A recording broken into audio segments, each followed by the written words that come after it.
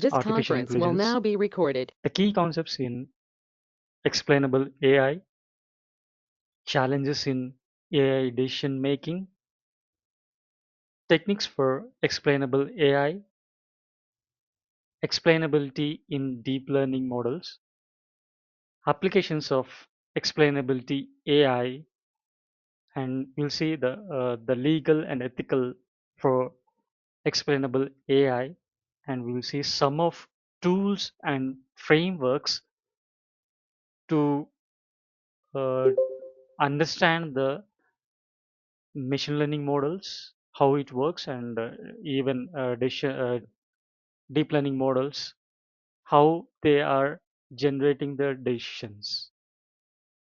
And we'll see three use cases in explainable AI and what will be the future trends. And last, we'll go for the conclusion of explainable AI. As an introduction, the explainable AI or artificial intelligence actually it allows that human users to comprehend or to know or to understand and trust the results as usual of the output of created by the ML algorithms. Nowadays, we observing that as when we run the or as a inference, the machine learning models and deep learning models are generating the responses or results based upon the training the data. We can see that as the accuracy of the given result is with the acceptable by the users or not, or humans or not. But what will be done behind or while training the model or inferencing the model, that will be done or that can be elaborated or visualized by using this explainable artificial intelligence, and it helps in the AI powered decision making. So while giving or generating the decisions by the machine learning models or deep learning models, it will observe that as what is the accuracy it is generating and fairness, that is whether it is acceptable or not, and the transparency. The transparency means that how it is generating individual layers output. We'll see one of the example and the outcomes of this artificial intelligence that will be known by this explainable artificial intelligence. And while we observing these outputs of machine learning and deep learning models, or even nowadays we are getting that as deep fake images or videos, those are whether it is realistic way or not.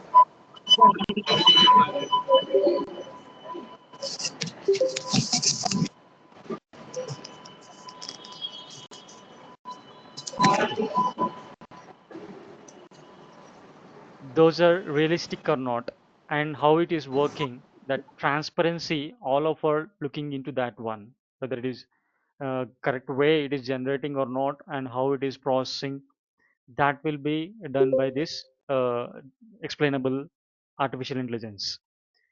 There is a impact of artificial using this explainable AI in critical sectors.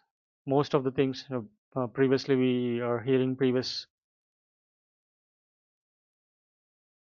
topics, those ones about the artificial intelligence are using in the finance sectors to predict that the even stock markets or fraud detections while getting that credit cards and those ones, and what will be the or predicting the future of what will be the finance it will be, that can be in the finance sectors. If I'm going for the healthcare, recently I heard that as the Bangalore doctors and one of the researcher or scientist from the ISC Bangalore, both are come as a collaborative way.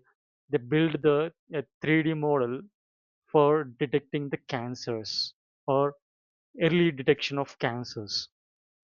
They're making a prototype and going for the legally it will be achievable to the users or not. That is in the nowadays we are getting these healthcare also. The artificial intelligence is identifying that as the or preventing that as the diseases of a particular patients. At the same time, the government also are using this artificial intelligence uh, based upon this how to predict the weather conditions and how the population will be increased, and that is predicting based upon this machine learning models. And retail industries, they want to increase their turnovers, and for that one they are going for the store segmentations and the customer segmentations.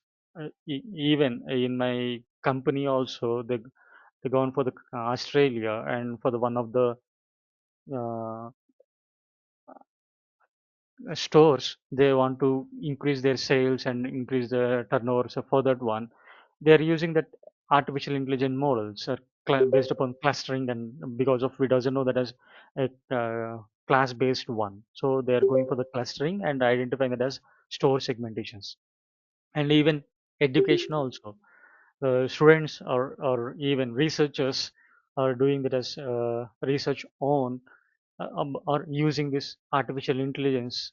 For that one, they need to know that as what is the behind how it is working. The artificial models or deep learning models are working, and so for that one, they need some of the visualization techniques or tools that will be done or achieved by this explainable artificial intelligence. And the role of faculty in understanding the explainable AI is that as first of all they want to trust that one whether it is generating accurate one or not, and then they will use these tools, and it will be valuable assets for them to teach the or even in their research also. Why we are going for this explainability as a matters in this artificial intelligence means, first of all, we need to know, or while we are going for using this artificial intelligence models or deep learning models, it is generating the responses or predicting the results, those are correct or not. That we need a trust for that one. Without trusting that one, we can't deliver the project or we even product based ones also. So first of all, we need a trust on that one. So it is all artificial intelligence are achieving that as trust of all the users. At the same time, it is providing that as transparency, how it is generating the decisions in the individual layers of machine learning, then hidden layers of that one. At the same time, hidden layers of deep learning also, we can know that as how it is generating the individual feature maps. You'll see that one example. And ethical and legal compliances in the AI systems, because of the European countries and US, and those countries are generating that as the ethical or legal constraints on the AI usages. So, so we can trust that one and we can use those ones. At the same time, debugging and improving of AI models. Initially, they started that as some of the deep learning models or machine learning models. Right now, we are researching on that, and we are generating or we are improving those models, and we are using those models to a real-time world. So we can use for debugging at the same time improving the model accuracies by fine tuning those ones, or even we are enhancing that as existing models, enhancing that as confidence, the user's confidence in AI predictions. So the users are getting the confidence to use the artificial intelligence models, that is deep learning models, for their research as usual, the product based uh, any product to release those ones. At the same time, regulatory requirements and guidelines, because of why we need to go according to the legal or ethical, where we can apply these artificial intelligence models. So for that one, we need to go under these regulatory requirements. The key concepts in explanatory or explainable artificial intelligence, that is interpretability. This a cause and effect can be observed within a system. That is the interpretability. And explainability is that as the output of machine learning can be explained in a way that has make sense. That is, the user can understand or visualize himself, or even by looking or observing these ones, he can get that as it is working properly based upon the results. And there's a interpretability and explainability. A black box and white box models. In a software, we'll say that as without knowing any uh, models observation, that is how it is working, that we can call as a black box. And if it is known that as individually, or for example, if I'm going for the machine learning, when I want to predict a rental value or rental price, for that one I'm using one of the regressor. For that one, the individual layers or hidden layers of machine learning, we can know how it is generating that one by observing or by visualization of individual layers. So that's a white box models. So the main explainable AI, it is one of the white box models we are using. And post hoc and intrinsic explainability. The post hoc means some of the critical tools that will explain the neural networks. We can say that is one of the black box models. Examples, so those are SHA and Lime and GradCam. I'll show some of the examples, even some the paper. Actually, the Lime is first version. It is in 2016 they released this Lime to visualize that as how the learning models are working. After that one, in 2018 or 19, the SHAP was introduced by adjusting that as the problems of Lime. So we'll see one of the results of those ones in the next slides. There is a post hoc explainability, and another one, that is intrinsic explainability, is that as it reveals the logic behind their predictions. That means how it is working, that will be revealed by this intrinsic explainability. Those One of those examples are proto pnet and concept bottleneck models, because. And another key concept in the explainable AI is that as model interpretability metrics. When you want to uh, any model, if you want to accept that one, it has to follow the, or it has to be measured by some of the metrics. Those are example. It is the feature importance spread and feature importance stability, predictions groups contrast, and alpha feature importance explainability E score, surrogacy efficacy score.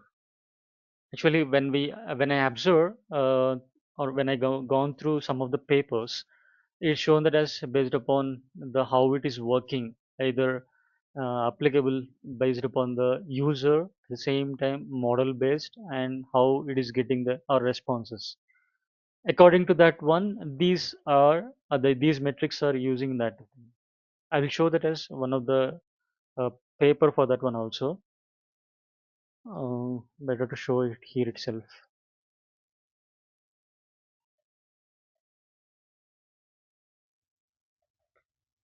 I hope my screen is visible to you. I'm just open that as one notepad, which consisting of specifying that as what are the metrics. In this paper, when I gone through this, and it consisting of global feature importance and local feature importance and surrogate models. According to this one, the machine Sir, learning and deep learning Suresh model. sir, Oh, yes, sir. Yes, sir. We are unable to see PPTs are there, but we are not seeing it. I shared Which actually one you whole the open, sir? notepad, sir, actually. So why? Because of You previously I minimize this shared only window. window, right? Okay. Ah, Is it visible, sir? Let me share that as a whole the thing because of previously I shared only window. That's why is the window open with the PowerPoint. It is PPT, showing itself. or else you stop the sharing. One second. Okay, sir. Let me do that. Thank you. I hope entire screen is better. I think. Yes, yes.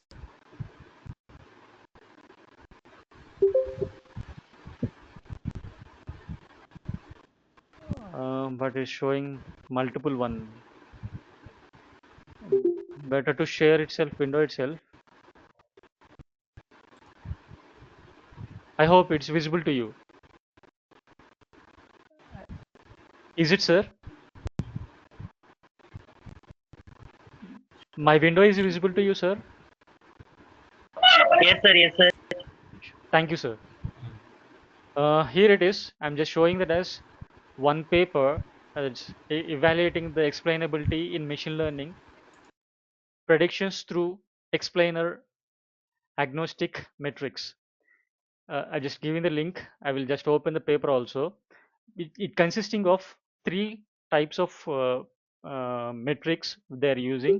One is global feature importance and local feature importance and surrogate models. Why we are going for the features means the deep learning models are using basically for the feature extraction. After that only it will go for the either classification or regression, or it may be generating the images, or those ones based upon the features only. So here they are concentrating on the global feature importance and local feature importance and surrogate model. I just open that.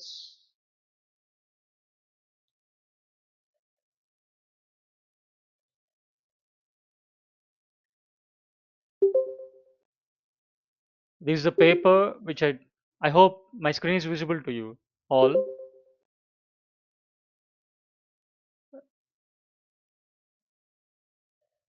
Is it, sir? It's showing notepad only, sir. Oh, which is whichever Not open that is showing. Okay, let it be. I will share that one after the thing. Uh,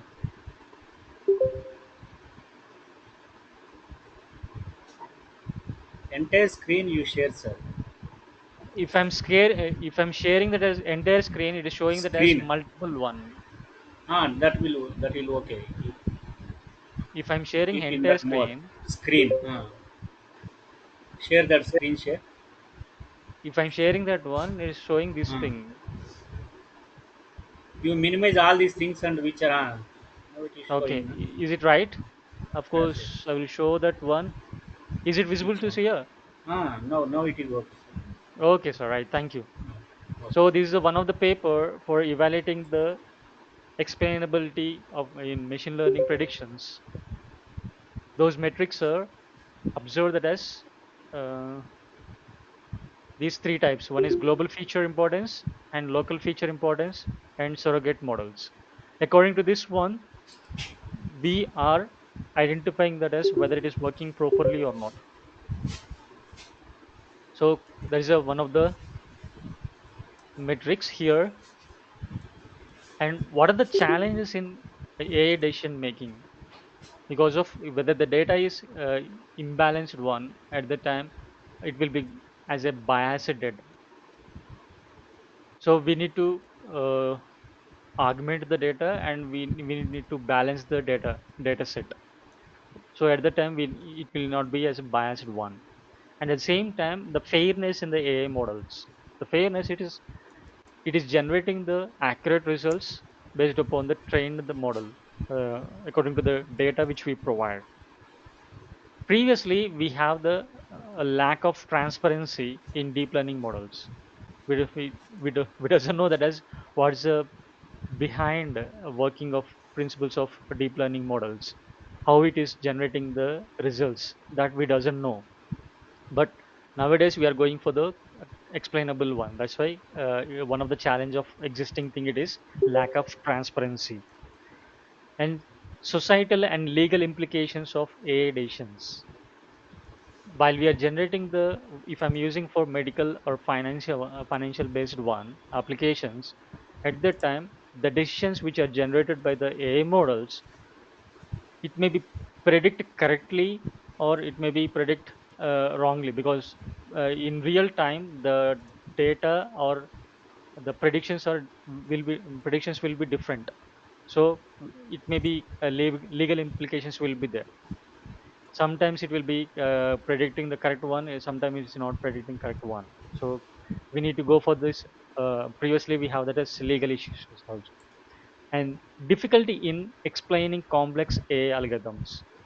For example, previously we had seen that as one of the machine learning model is which having that as two hidden layers. At that time it can be visible, but if I'm having that as multiple layers, that is, if I'm going for the deep learning models, it consisting of even 250 of hidden layers.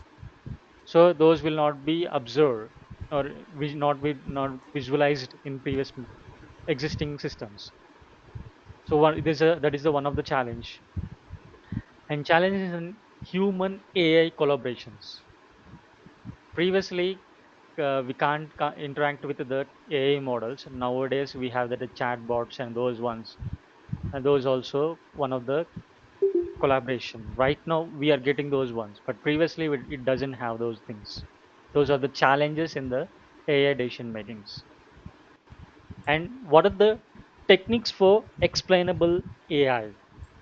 One is model agnostic methods for explainability. We'll see in the next slide what it is. And model specific methods for transparency, example based explanations, and their applications. How it is working with the examples, it will be explained. You will see one of the example in this. And feature attribution techniques. The deep learning models or even machine learning are extracting the, or it is doing the feature extraction, and how these are, what type of features it is generating. We can call it as a feature maps. What we are getting the individual layers output, we are saying that as feature maps. Those attributes are easily identifiable in the explainable AI. And the techniques for another one techniques, visualization techniques. We will see, we had seen that as line and shape. Those are the visualization techniques. I will show one of the example in that. The model agnostic this explainable AI method is, first one it is line. Local interpretable model agnostic explanations. We have seen that as one of the metrics. Those are identifying the global features and local features. And same the local, if I'm going for the local features, we can easily identify how it is working. If I'm going for the convergence and in the convolution, if I know that as how what is the values of those ones and how it is generating the convergence value, easily identifiable in the how it will be predicted the values. If I'm going for one or two layers, but if I'm going for the multiple layers, it has to be learn or it has to be visualized, then only we can identify those things. So the local features, if I'm identifying example, here it is, the first image, it is specifying that as it is the output of line 1. I will show that as where I'm getting these ones.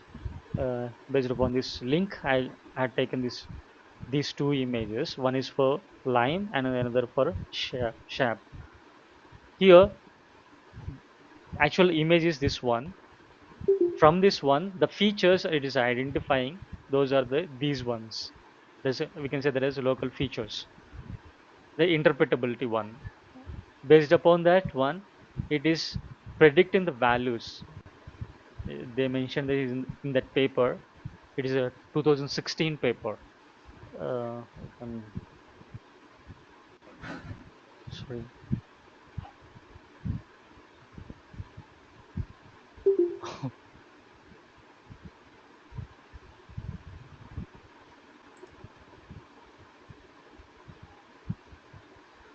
Okay, it's not going for that one, or I will open differently. So this is the lime. In the 2016, they introduced this one local interpretability model agnostic explanations. It's identifying the local features, and based upon that one, it is predicting the result. And shape, it is adaptive explanations. It is going deeply based upon the pixel wise. They're going for the blue pixel and red pixels, those things. According to that one, they're identifying or they're predicting the output or predicting the results. It is about SHAP, the counterfactual explanations and applications.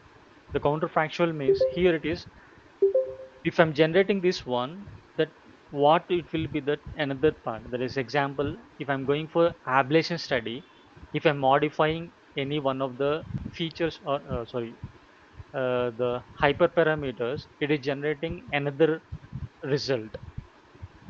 So that counterfactual, that is based upon the ablation study, how it is generating the decisions, that will be explained in this counterfactual explanation. And feature importance ranking. Previously, we said that as feature importance. Based upon the features only, it is predicting that as which one it is. For example, if I'm based upon the dog features, uh, according to the features of dog, it is predicting that as dog. Sometimes it will be similar to another way that we can call as occlusion based. That means multiple objects are one behind one front one and another one back behind one, it is another one, it consisting of occluded. So those ones will be identified according to the feature importance. And partial dependence plots, I'll show the parts this diagram also for that one. In the next slide it is there. The partial dependency plots, according to the features, it will generate the plots. There is a pictorial representation. According to that one, we can visualize how it is working. The model is predicting the value. Another one, it is model specific AI methods. In that one, decision tree and rule based models. This is one of the method to how it is working. Example I had given it here. It is uh, actually the problem in this one. It is, if I'm taking the fever as a base one and cough or inner one, that is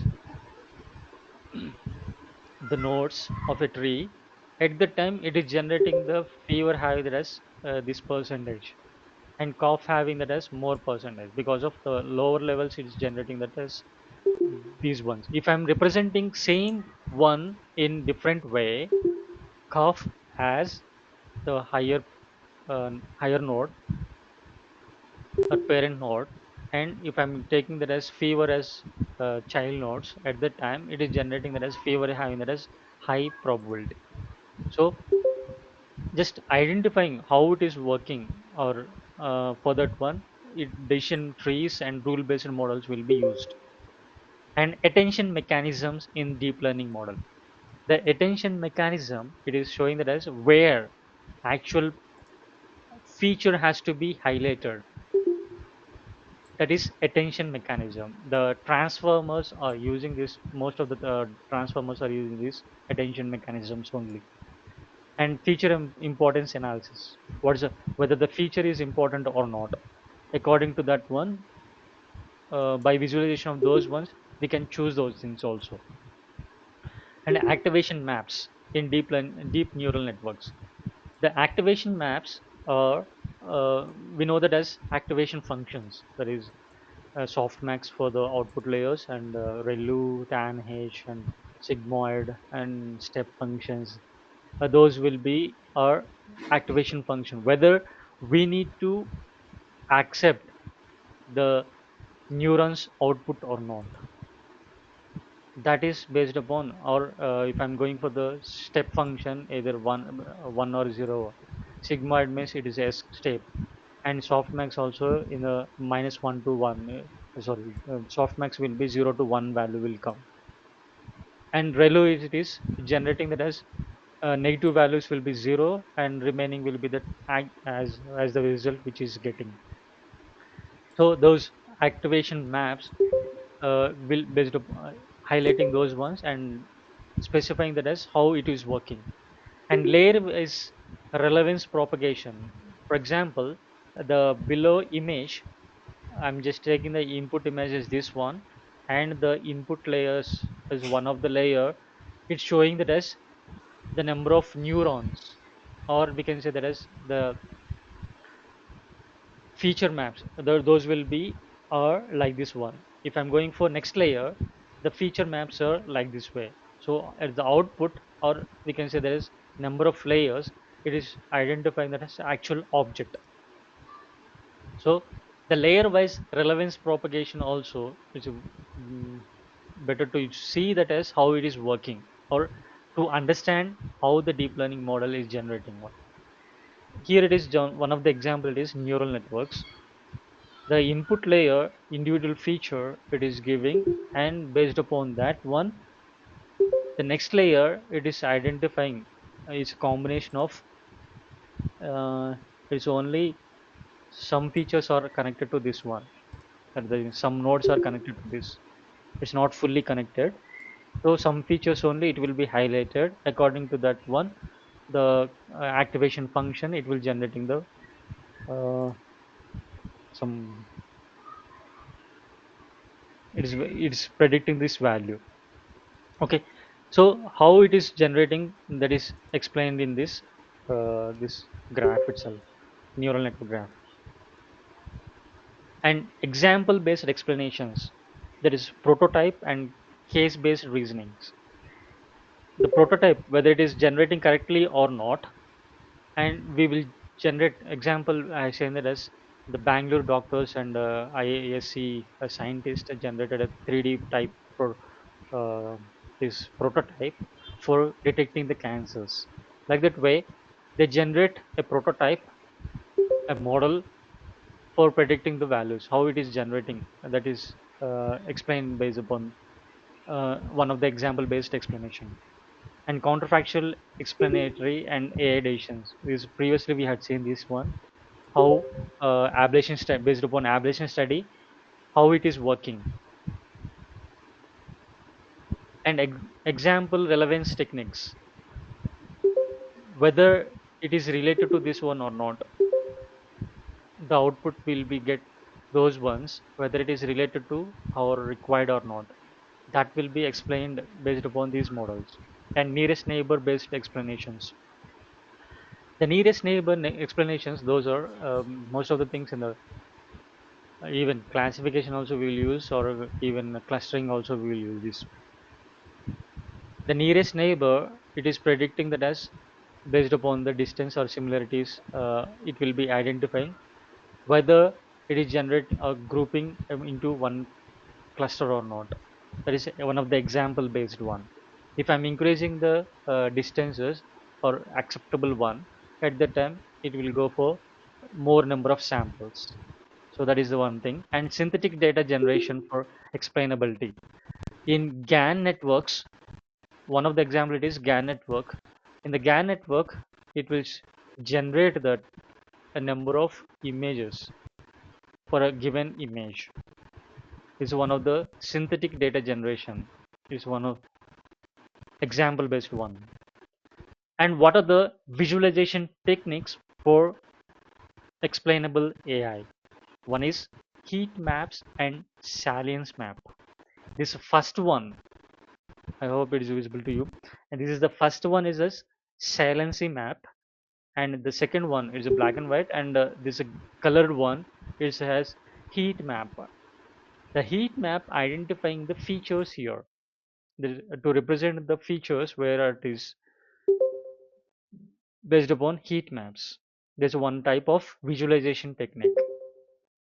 And partial dependency plots. The partial dependency plot is this one. Here it is taken that as the temperature and humidity, the both are combined and is generated that as how the temperature and humidity with Hello. respect to these values. Hello. Hello, this is the Sir, not partial. audible, please. Hello, sir. Hello. Hello. You continue, sir. Okay, thank you, sir. There's a partial dependency plots. The temperature is depend upon the humidity and humidity depending upon this temperature. So how these two, or just I had taken as an example of two, but multiple will be used in this to represent the how it is working and what is the dependency of both or all. This is one type of visualization technique. Another one, ICE. This is the third one, right side corner. This is the third one. That is individual conditional expectations. Actually, most of the things we will see while we are training the model, we'll see that accuracy and loss and both values at the time of training and at the time of testing, that will be observed. That is individually we are observing those ones. While training, how it is, and validation, how it is validating that one. Like same manner, we can identify the features or uh, individual maps or individual features one that will be visualized based upon this individual conditional expectation. One of the example here as shown in the right side corner, this is the map. And decision boundary visualization, most of the thing we'll see in the uh, support vector machine, that is boundary detections, and those ones what is the features in which it will be fall. One of the example as shown here, it is decision boundary for these features. Three features are there: yellow and green and this purple one. So it is drawing that as boundary. This is one of the visualization for decision boundary. And class activation mapping. The cam, we'll see another one also. GC cam, something will come next one. The class activation mapping. Here I had taken one example. One in one image, the dog it is there. The only that class is activated. For example, just shown only one here it is. If having multiple one at the time, it will show a different class. Sorry, I couldn't take an as a multiple one in this. So here it is example I had taken, it is class activation mapping for identifying for particular class. Here is a dog. The heat map is generated for this one based upon this class, dog class. And for the car, it is generating the rest one car with the heat map is activation. Now, only these features are activated, the class features. And one of the example, it is visualization technique for explainable AI. I have taken a one car, one image. For that one, it consisting of 6 convolution layers. Of course, internally it consisting of activation functions and pooling layers. How or what it is generating. Actually, I'm showing that as only whole the one. Whole the one means uh, feature. We can say that as is a whole feature map for the convolution one. And how many number of filters they are using according to that one. These number of rows are there. Okay. In first convolution layer, it is generating as similar to this car itself. After that, applying the relu, that is activation function, it is only identifying the feature itself. And second convolution layer, it is somewhat similar to this one itself, but based upon the stride, at the same time based upon the convolution, kernel.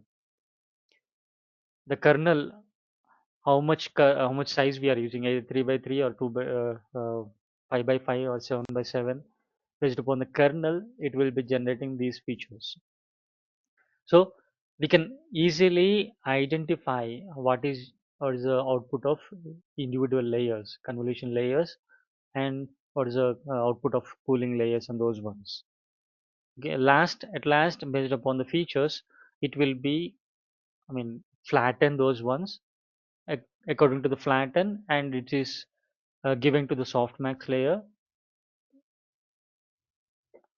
and it is predicting the probability value for the car, or those ones. It is high probability for the car, so it is predicted as car itself. So this is the one of the visualization technique for the deep learning models. Even for the machine learning models also, we can go for visualization. Explainability in deep learning.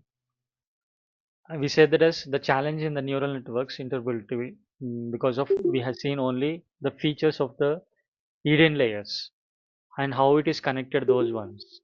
The outputs, some may be provided by the tools or some may not be provided by the tools. So most of the things we are going for this grad cam. I had shown this one grad cam below this one image. The actual image consisting of three objects they identified. One is the sheep and the house and the window type. Here it is. So it is identifying that as the blue box and sheep here, based upon the heat maps. A house with a green roof. This identifying that as what is a green roof here, and the sheep grazing in the field. Here they are identifying the based upon the heat map. That is grad cam they are using. And a house with a roof, just a house having that as roof. That's why they are highlighting the based upon this heat map. And attention based models, same the thing here. It is identifying the heat map. Those are the attention only. These features are highlighting here in the whole image, and rather than all these ones, it selected itself. That is one of the attention based explanation methods for transformer models. The transformer models are using this attention mechanism itself. So most of the things, why? Because of they are dividing the features and relating to the other feature at the time, the attention mechanism they will use. So that's also we can explainable in the by using this explainable AI. And relevance of feature attributions in deep learning, same, all are attention based one. At the same time we can uh, highlight those ones, or attention we can our attention will be in the one particular features itself. So these will be most of the things will go for the attention based one only. That will be represented as a heat map. We'll see some of the applications. I hope it's not going in. Actually, it is a one of the paper. Uh, explainable models in medical diagnostics. How can I hope from this one I can go, I think.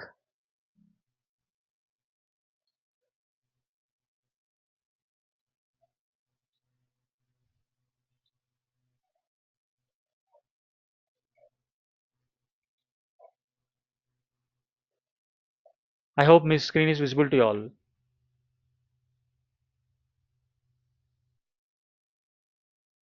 It's a 2023 paper, application of explainable artificial intelligence in medical health. Actually, they represented this one, a deep learning based, how they are using uh, the coronavirus, SARS-CoV-2, radiography, the representation of these ones based upon the explainable AI. They use it as artificial intelli, one of the tool they are using to generate this image. These are also same type, and this also identifying that as attention based mechanism, which highlighting that as what are those ones. It's not showing anything. Okay, here they are highlighting that as where is the problem in it. So they are using heat map. Sorry, there is grad cam image. So attention mechanism based one. They're highlighting that as features of where the problematic lungs are there. That is highlighted as according to the attention mechanism. They're highlighting with the heat map on. And here also they're observing something. Some neurons are identified in this. Sorry, I hope it is visible to you all. Yes, sir. Yes, sir.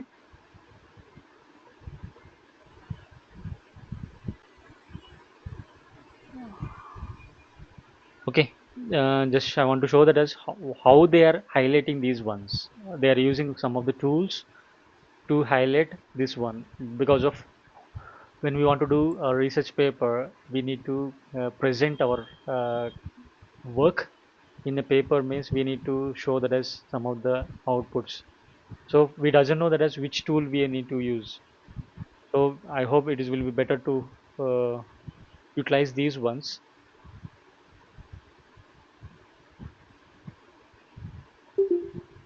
right? That is explainable models in the medical diagnostic systems, and another one it is artificial intelligence driven radiology predictions and their impact. Actually, this is also one of the paper.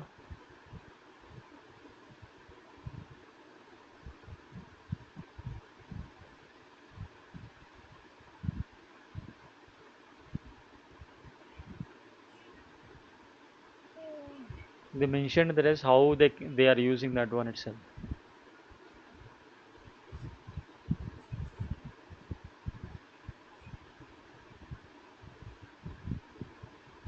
Just go through this how they are using that one. Even radiologist also using the artificial intelligence to find out that as or to predict the disease. And ethical considerations in the healthcare AI, because while we are predicting the disease, whether it is there or not, we doesn't know really, but it is generating that as predictions, whether it is ethically or not. Sometimes if it is disease is not there, but it is predicted disease, so at the time we can't accept these ones. So we need to go for the ethical considerations and role of explainable AI in drug discovery. We'll see drug discovery.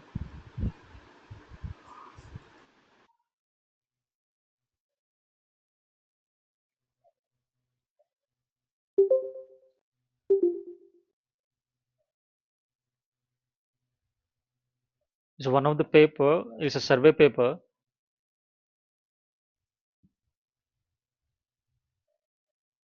They are using that as explainable artificial intelligence in the healthcare and the drug discovery.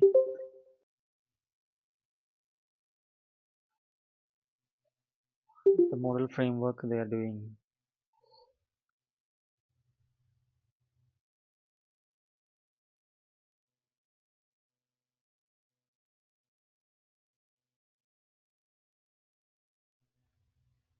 So is visualized. Actually, is based upon tools they are using this one.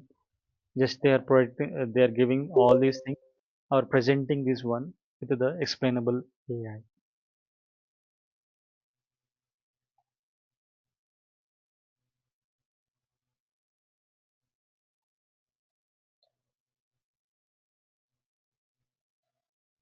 Feature importance. They're mentioning those metrics, model of comparison, and human oversight. They're using that as rule-based model.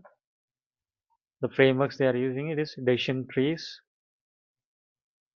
deep learning models, and hybrid models. They're combining all those one. Okay, this is one type of research they are doing on the drug discovery. At the same time, we will go for the finance and business one, and the credit scoring and fraud detection using explainable AI is one of the paper I had seen that as.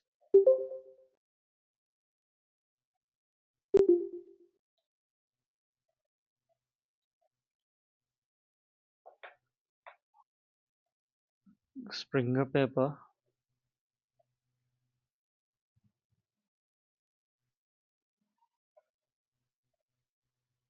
They're giving it as highest priority due to the intricate and complex structure of its models. Because of the models it's generating, whether there is a transparency in the artificial intelligence models and generating the response also which is near to that one. So they are giving high priority to use this explainable AI in the fraud detection and finances also.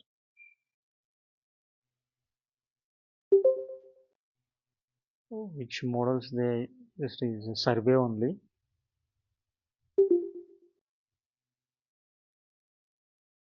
Okay. Planning, conducting, and preparing the report. So output.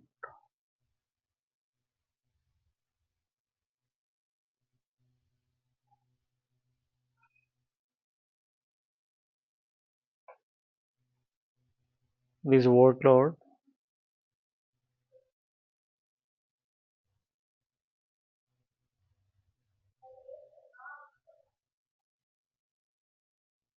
Okay, this is one of the explanatory model. This how they are interacting with the individual layers. Sharp they are using a framework they are using. Okay. In the finance and business also they are using this one for credit scoring and fraud detection. And transparency in AI driven financial decisions also they are using just is one of the paper also from the routers.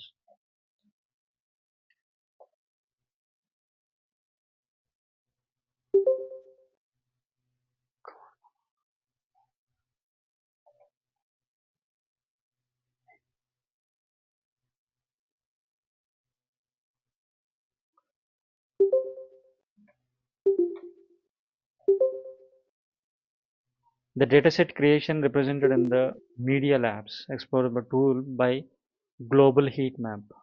How they are using the dataset after downloading the dataset from the different locations, they they are tracking that as how many members or where the utilization more or in the world that is represented in the this graph. So we can use this heat map based or fee attention based mechanism for highlighting the or explaining the how the features are extracted. And next one, regulatory compliance in AI models and finance. The regulatory compliance because of whether we need to identify or we are in under the regulatory model also or not. That is also we need to identify whether using this model for fit for that one or not. So another one is ethical concerns. So we can use or not. That's also we need to find out these things. And legal and ethical one, AI fairness and bias mitigation techniques. Whether it is fairly predicting the uh, decisions or not, that we need to identify. At the same time, whether it is generating biased result or not. Even yeah, while inferencing the artificial intelligence or deep learning model, whether it is generating the biased result or not. So we need to identify those ones. the GDPR and AI explainability requirements. Here, while we are explaining these ones, how the individual layers or individual one as a transparency, it is giving the individual features correct or not. If I'm internally itself, it is not generating the correct one means the output also at last or at the end point, the output will be not acceptable one. So, so we need to find out that the thing and ethical frameworks for explainable AI adoptions. Whether we need to adopt these AI models or not. For example, if I'm going for the deep fake, those are generating that as a deep, fake images as usual, as well as there is the videos. Those are acceptable one or not. So while we want to take or adopt those ones, first of all we need to check that one whether it is ethical frameworks or not. Otherwise, it will be generating the fake one, and it is legally is not acceptable thing. And the role of AI auditing and compliance monitoring. So for these ones, it should go under auditing at the same time monitoring one. Otherwise, we will generate our own, and it will be effect to the society. That's why, as a researchers, we are writing the papers, and it has to be reviewed by the reviewers, and the editors will be publish those ones. So there is a auditing at the same time monitoring that as how it works. So in the legal ethics, we need to identify these explainable AI one. The tools which you are having in the explainable AI, we had seen that as Lime and Sharp, and one another one it is Captom. These are the local features interpretability. At the same time, the global feature interpretability. Those will be identified, and the another one is from the IBM, that is AI explainability 360. Is one of the research itself. They are not mentioned anyone. Just we go.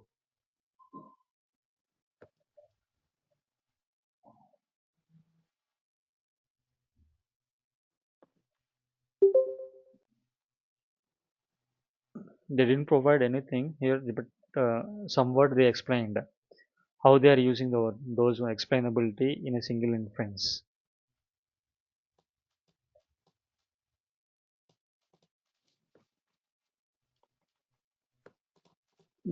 These are the papers they have published for according on this explainable 360. Anyhow, these are providing that as how the models are either machine learning model or deep learning model are generating the decisions or producing the predicting the values, the how their internal works that will be identified based upon this explainability AI. One of the tool it is explainable 360.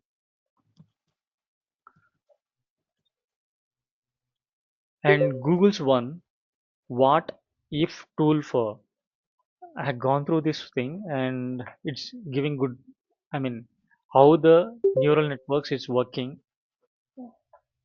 Just they had provided this one,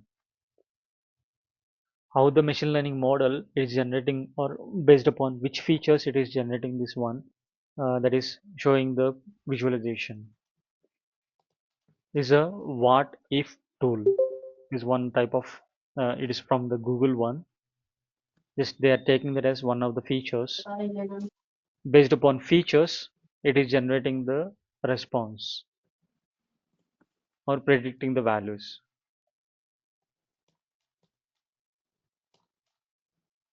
Previously, we know that as some of the tools to generate these ones, but of course, it will be helpful for us while writing the papers and publish. I mean, sending the papers to the journal. So, and another one, explainable AI toolkit from major tech firms. It's also showing that as what are the tools we have. Previously we had seen that as lime and those ones, right? That those are explained in this one.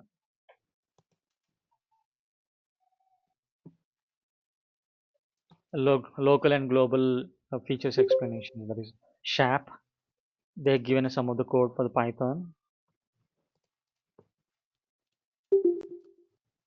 Those features are generated like this way. Individual predictions. One of the sample report.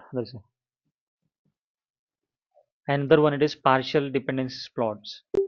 We had seen in the previous one. It is generating one of the plot here. How it is dependent. What are the dependencies in these things?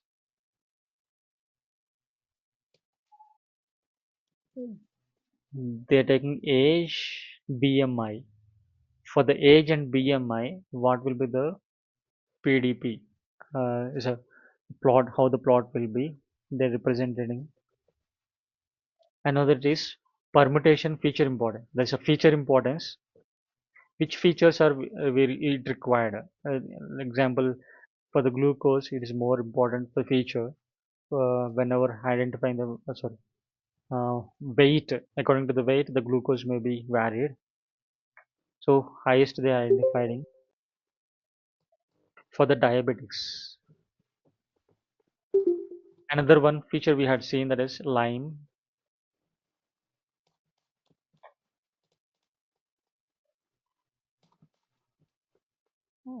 They had given one example. Black box AI. We doesn't know that as what is the what it's consisting in the internal one. If I'm giving the input image, whether it is predicting that as COVID is there or not. No.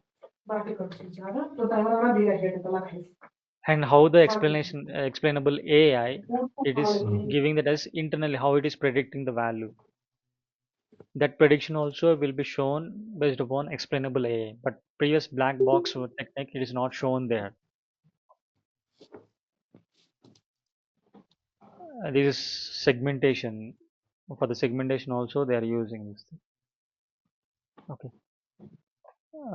One of the example, it is one of the tools which you are using for the visualization.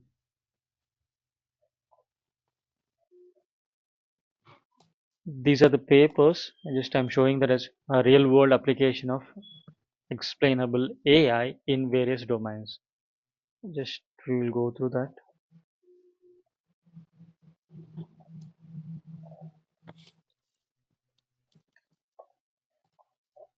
Wait, what happened to this?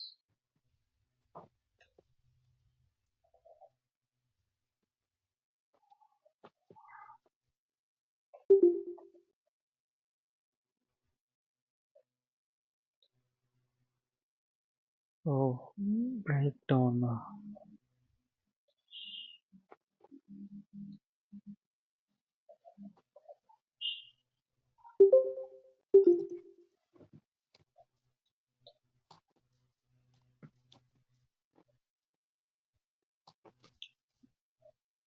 Let me try this.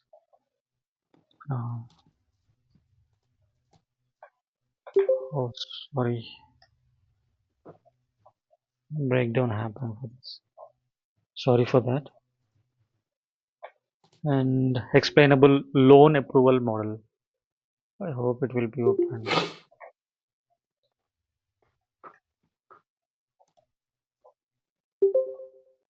So it's a 2020 paper. What's the model they are using? And just will just glance this and we'll come out from all this.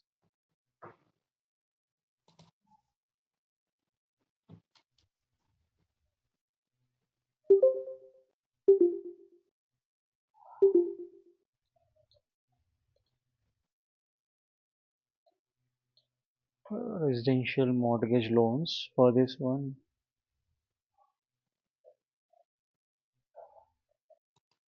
Then I mentioned any model.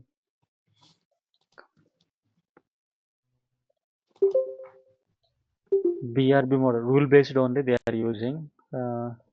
Just explaining those ones itself. Decision support. Only one model they had provided. Okay. Another one that is AI based patient risk detection.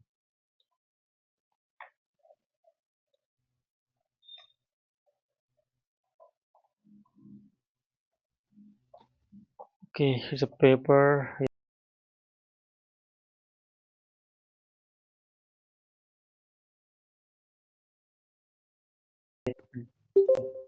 We'll see what are the models they are using.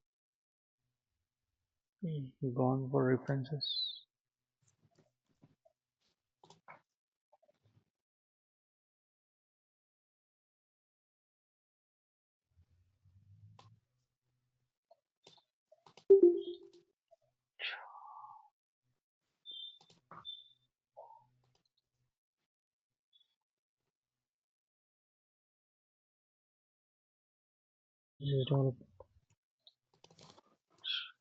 I couldn't,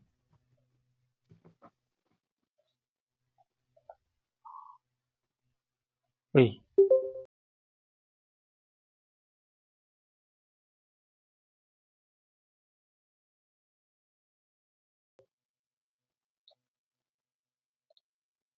accurate fact.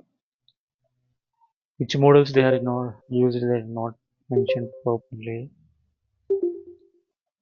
Okay, so it's using in these use cases the explainable AI to understand how the model is working and how they are visualized to users. We'll see the feature trains and explainability one. Nowadays, just we utilizing that as either machine learning and deep learning models or individual itself, but we can use hybrid models for better interpretability because of uh, we are using only if I want to show lime itself, it's showing that as local interpretability only. But if I want to go for the global interpretability, I'm going for that as shape.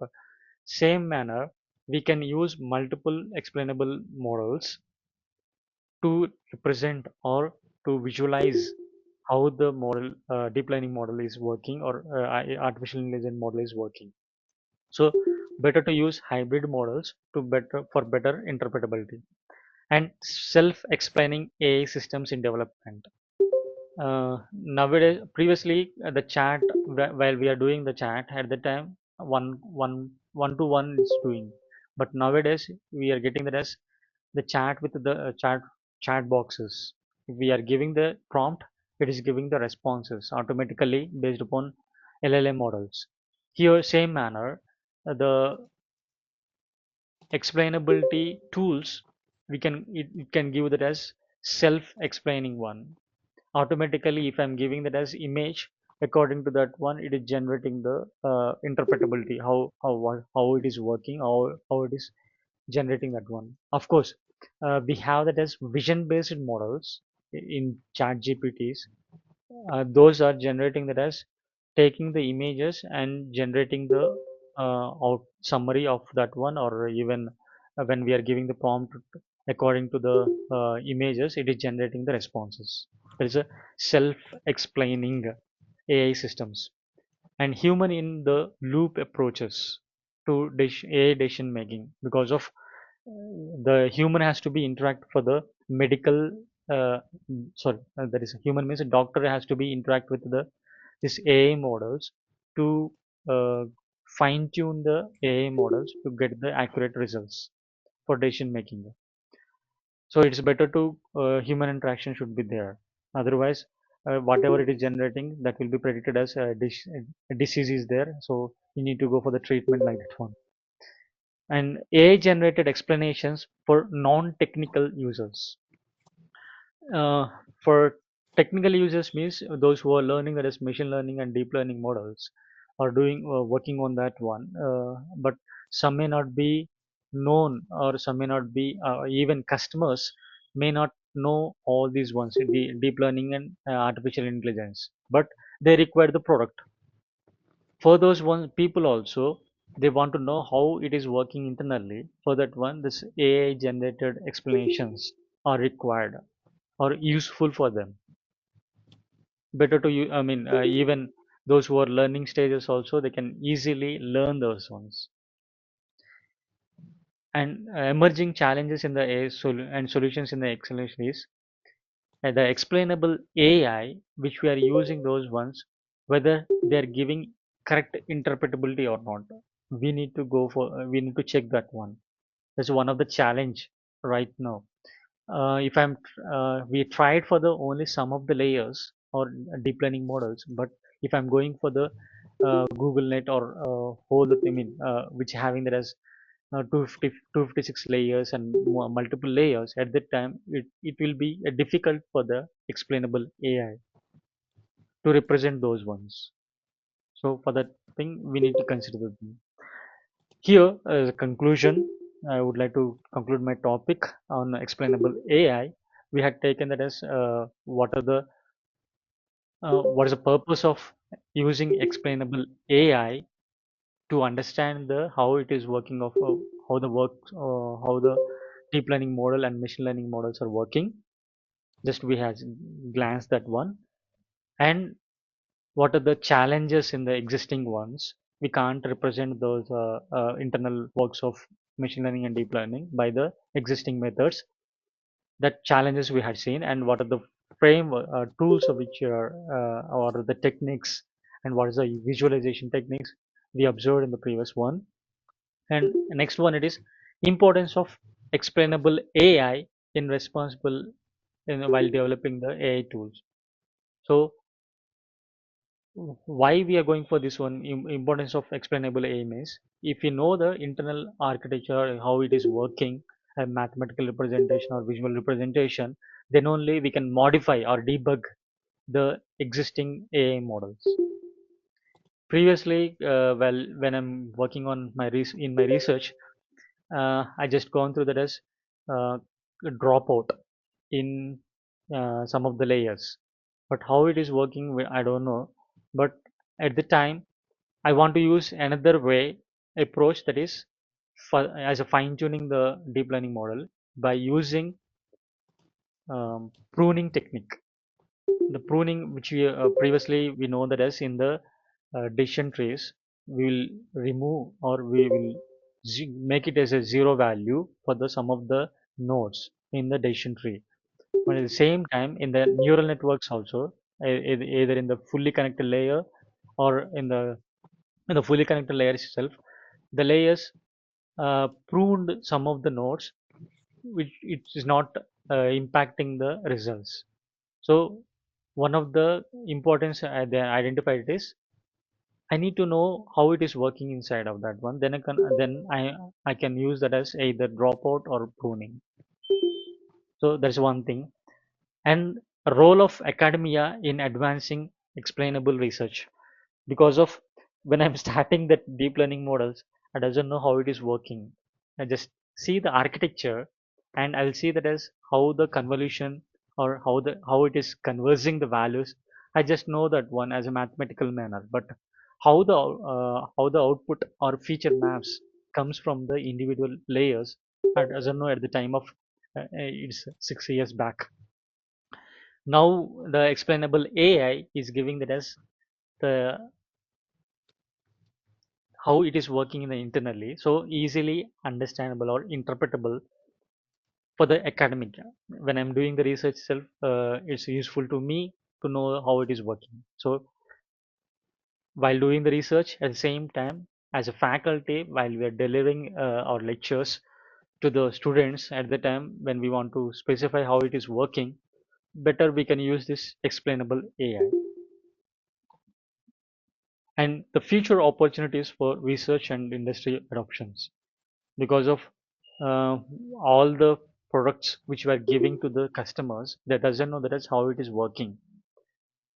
If you know, or if you give this explainable AI to them, they will trust us or the companies which are delivering the softwares or products on their product. and they will improve the adaptability or even trust on these ones, and call for the further exploration and engagement. So we need to consider all these ones, and we need to work on more.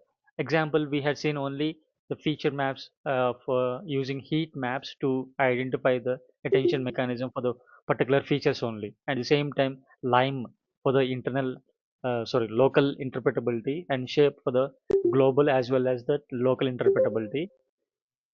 Same manner, we need to concentrate on for example, most of the models or transformer models are giving good results rather than the deep learning or shallow networks or shallow models. But we need to concentrate on on these ones to give more explanation to the users or customers or researchers.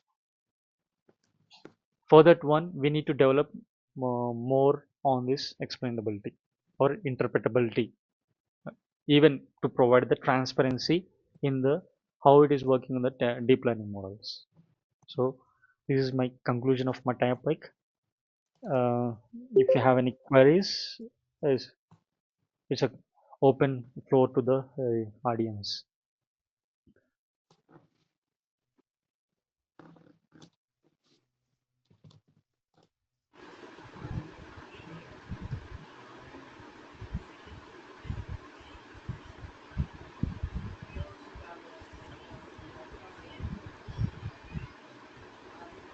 Suresh sir, Yes, sir. this is your last session. Come to in front of camera. We'll Okay, take a selfie. sure, And sir. I'm asking any questions from participant side.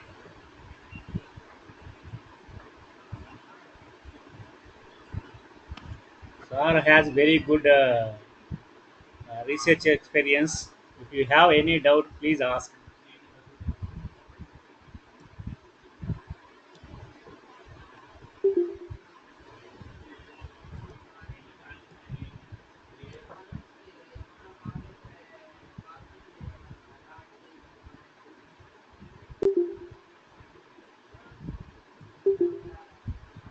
No questions.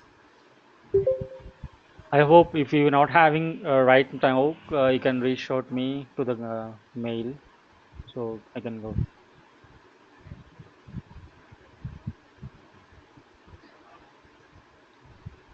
Sir, unmute your camera. Camera.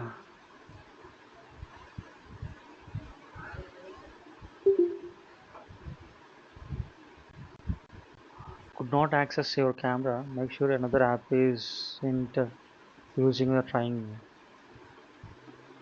How can we?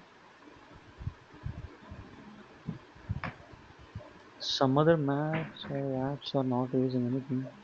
Camera is not showing there. Yes, sir. It is using. I mean, it's saying that as it is using by another app, but I don't have any apps. Right. So no problem, sir. It is not there. No problem.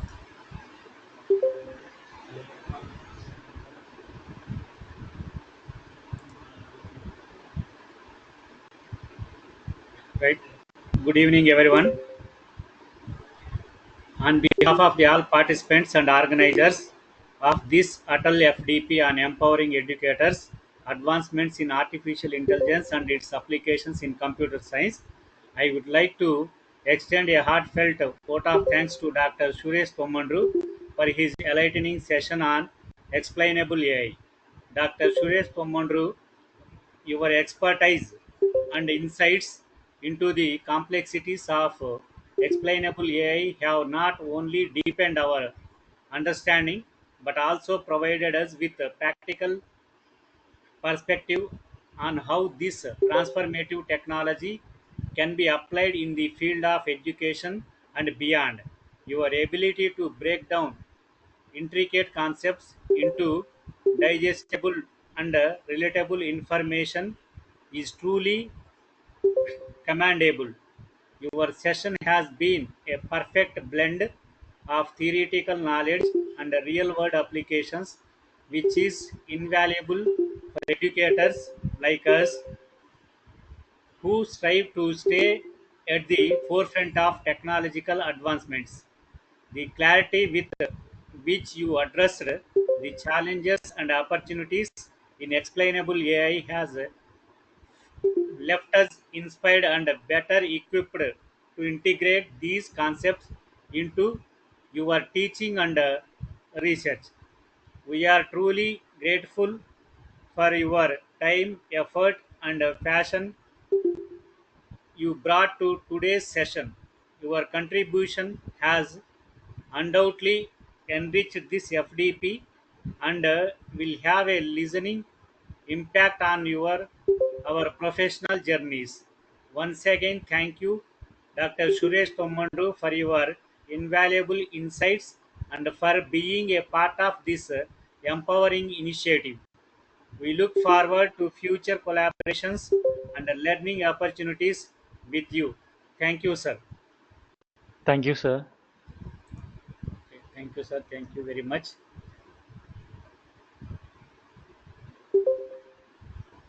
Now it is time to move eighth session.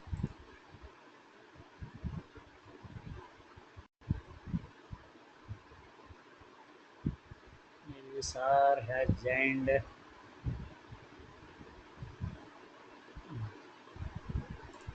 Yes, sir, I joined. Uh, Now I given permission to share your PPT, sir. Now you can share. Yes, yes. Yeah.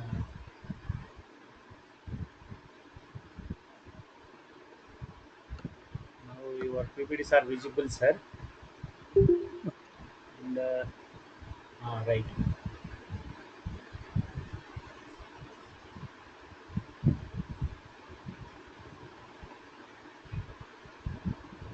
Can I put on my first slide, or you have any default Ah, slide of? wait. Uh, Okay. You put your first slide, sir. Okay. Reinforcement learning.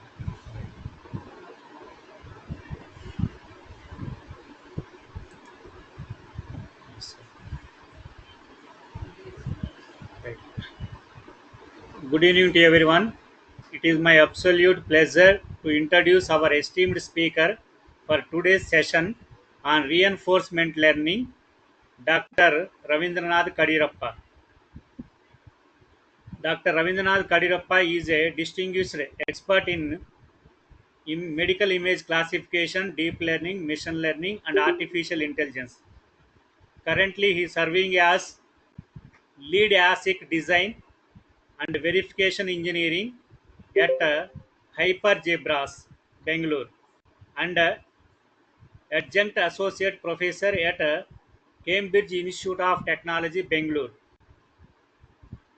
with over 13 years of teaching and research experience.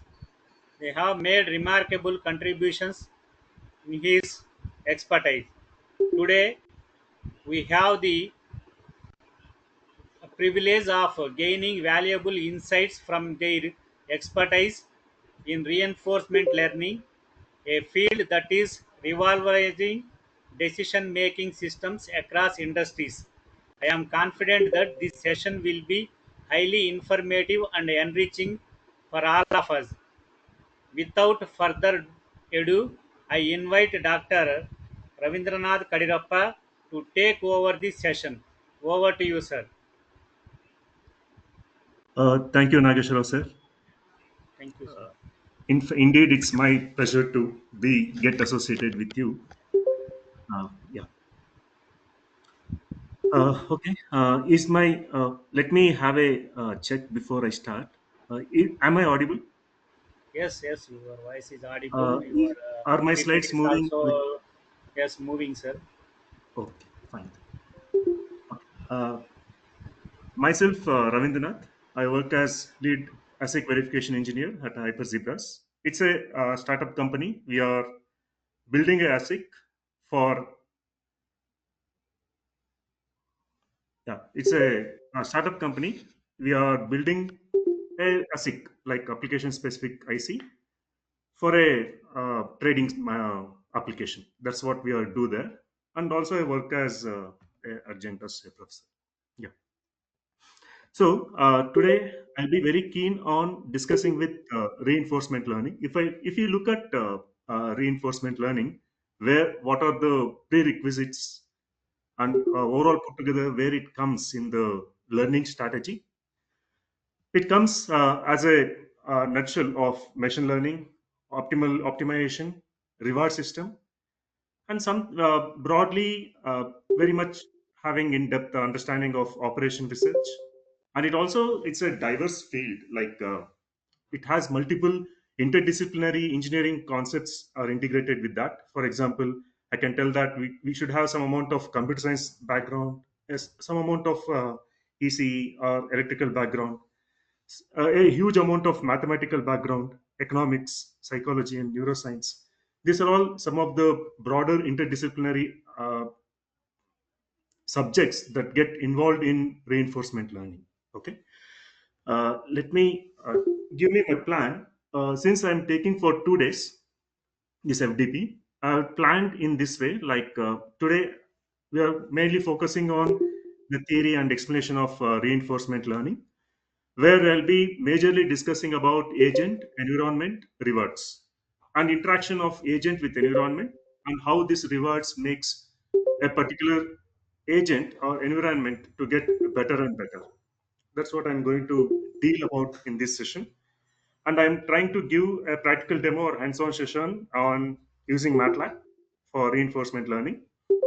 So if time doesn't permit today, I'll be taking up this session tomorrow, or I mean Saturday at 2 o'clock. I think 2:30 or 2 o'clock. I'm not sure about time. Okay. So I'll be. You can also have your tool get installed in you, so that you can do it along with me. That's what I'm going to discuss today.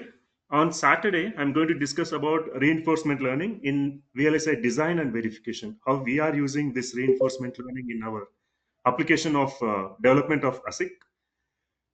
Particularly, I'll be explaining about the APB protocol, Advanced Peripheral Bus stands for. So APB protocol, and how reinforcement learning is used in APB protocol implementation and also its verification. That's an use case. So for that, I'll be discussing a very broader explanation about the universal verification methodology, how we are doing the verification, and its architecture. This is what my plan is for today and tomorrow. Sorry, today and Saturday. Going further, so far you would have discussed about supervised learning. Like you'll be having a data, and you'll be having a label, and you will be developing a particular model, a classification model or regression model, depending upon the application, or an object detection, something of that sort. You'll be having a data, you'll be having a label, and you're training your model based on your data and label. That's what you were trying to do in supervised learning. Moving further, more little bit complicated scenario, you'll be using unsupervised learning, where you will not be using the labels. You are just using the data, and uh, you will be using some sort of clustering technique like KNN or LDA, or these kind of clustering techniques or similarity feature extraction techniques to make a particular data, grouping a particular data into a particular class. This is what you can try to do in unsupervised learning. I hope in the previous sessions so far you would have learned about supervised learning, unsupervised learning. In the previous session, Suresh sir was telling you about explainable AI. So these things all comes under broadly under these two families. Today we slightly go further and try to discuss about another kind of technique or learning technique called as reinforcement learning. So before I'm starting, this is intended for target audience. Maybe like I hope everyone are PG and above. So I'll sometimes I may use a not some sort of trivial examples which doesn't make sense, but only a real time example so that we get connected. Sometimes I'll try to give a very Technical example. If you are not able to follow me somewhere, you can definitely stop me and ask your doubt. Yeah. Uh, put together, what we are going to discuss today is we'll be having an agent, we'll be having an environment. Now, agent has to interact with the environment, and I try to tell you guys that we do not have any set of labels or some sort of that criteria here. We don't have that kind of labels here. You only have an agent and an environment, and sometimes the environment can be so black box that we don't know anything about the environment. Yeah, that can be a situation when we do some sort of IP verification. IPs are so expensive that they don't provide us complete information about the IP. They just tell this is an IP and we have to verify this IP. That's all. They'll give some sort of specifications. Using the specifications, we'll be verifying the IP whether it's working according to intended specifications or not. So in this scenario, the environment completely becomes a black box for us. We'll be bringing up some sort of verification plan, test plans, and we'll be running these test plans on the environment and try to get what is the outcome of that particular test plan. If you are getting a correct result from the environment, so we take that, okay, this could have been a possible direction to move since it has given a positive answer. So I will come to that positive. If we get, what will be the reward and how the rewards come again, and how to move from present state to next state, what should be our action. We'll take that all those things step by step slowly. So here I'm trying to give you an example telling that what totally reinforcement learning looks like. So this slides gives us a small set of understanding telling that a reinforcement learning overall, it includes an agent. The agent will try to interact with environment and take an action, take an action based on the outcome from the environment, and decide whether this particular action was a better action, or can we improve this particular action based on reward. So this is what overall put together we are discussing about as a reinforcement learning. Okay. So now, I will come back to this reward and signals. It can be a function, it can be a numerical value, it can be a policy.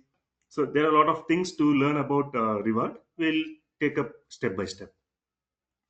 The overall goal of reinforcement learning is to learn how to take actions.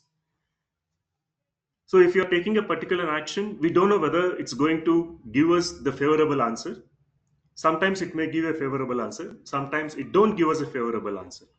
In that situation, we have to update our plan. We have to update our action.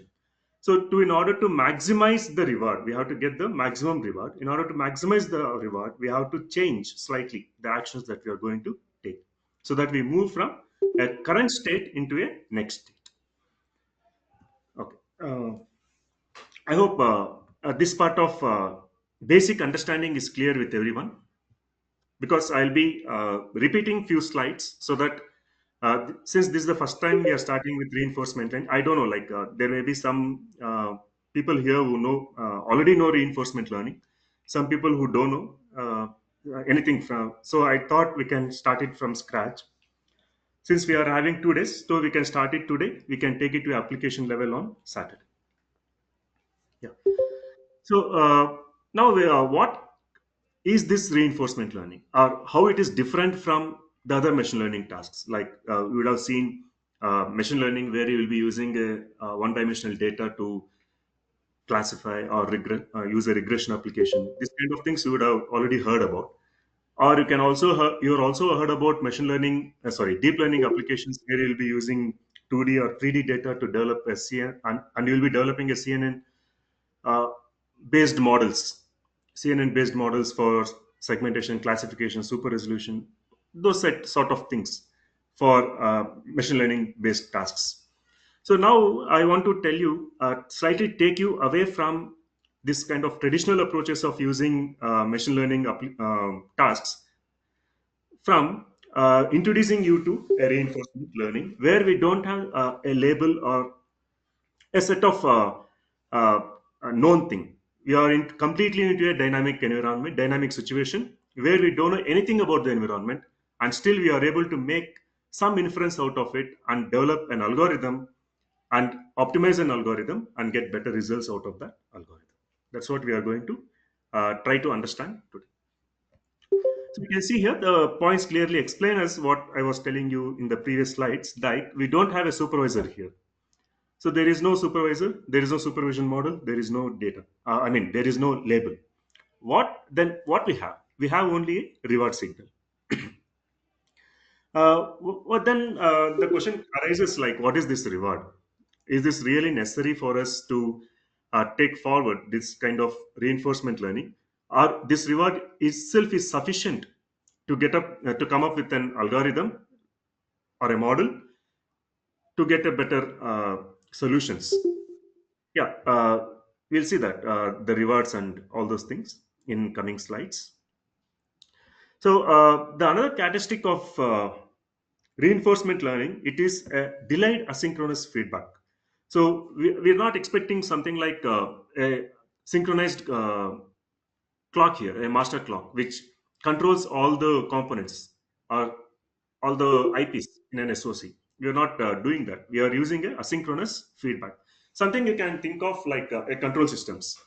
So you'll be using closed loop control systems here, and you will be trying to maximize your gain in control systems. That's what we are trying to achieve there. So you can somewhere you can relate this kind of reinforcement learning with your control systems. Next question comes like, so if you are dealing something on sequential data, then how about you can come up with an asynchronous feedback if it is a sequential data? So for that, you can develop a actor critic model where you'll be using a RNN model if it is a sequential data. So that model will itself become an actor, and also it can become a critic, telling that the particular action that we have taken, how efficient it is. So if it is a sequential data, then you can definitely go with RNN techniques. Uh, Next, we have to see, uh, are we getting some actions from the agent from the subsequent data when it is receiving at the, let's like a communication system where we are getting a continuous data from the network, and can we make up an agent which interacts with this kind of an environment which is so dynamic and come up with a reward system from the actions and improvise the policies. That's what it characterizes our reinforcement learning when compared to other machine learning tasks. In other, for example, a machine learning task like SVM cannot interact directly with a continuous stream of data that you are getting from a network. But reinforcement learning has a capability to do that. Okay, let me go back to the previous slide. So if you observe this, it mainly consists of three parameters. It can mainly tell us to and how it is interconnected. So the main two parameters is agent and environment. How agent is communicating to environment and what you are getting from the environment to the agent. That becomes the information. Now we'll slightly see what are the characteristics of this agent and environment. If you observe closely uh, about the agent, we have the broad properties that we can see of an agent is how rational it is, how autonomy it is. Can be an autonomous demonstration? Can it do the work like by itself without any intervention of the engineer or the person who have developed it? How rationally it can think to come up with a solution, or how reactive it is, how faster it is. As soon as we get an information from the environment, action should be taken, or the reaction should be taken. The time should be very, very less for reacting. So the other question comes like, then what is this agent? What do this agent has within itself? Or what are the types of agent we have? Or how to choose an agent? So these are the three major questions we will be having when you take up a reinforcement learning.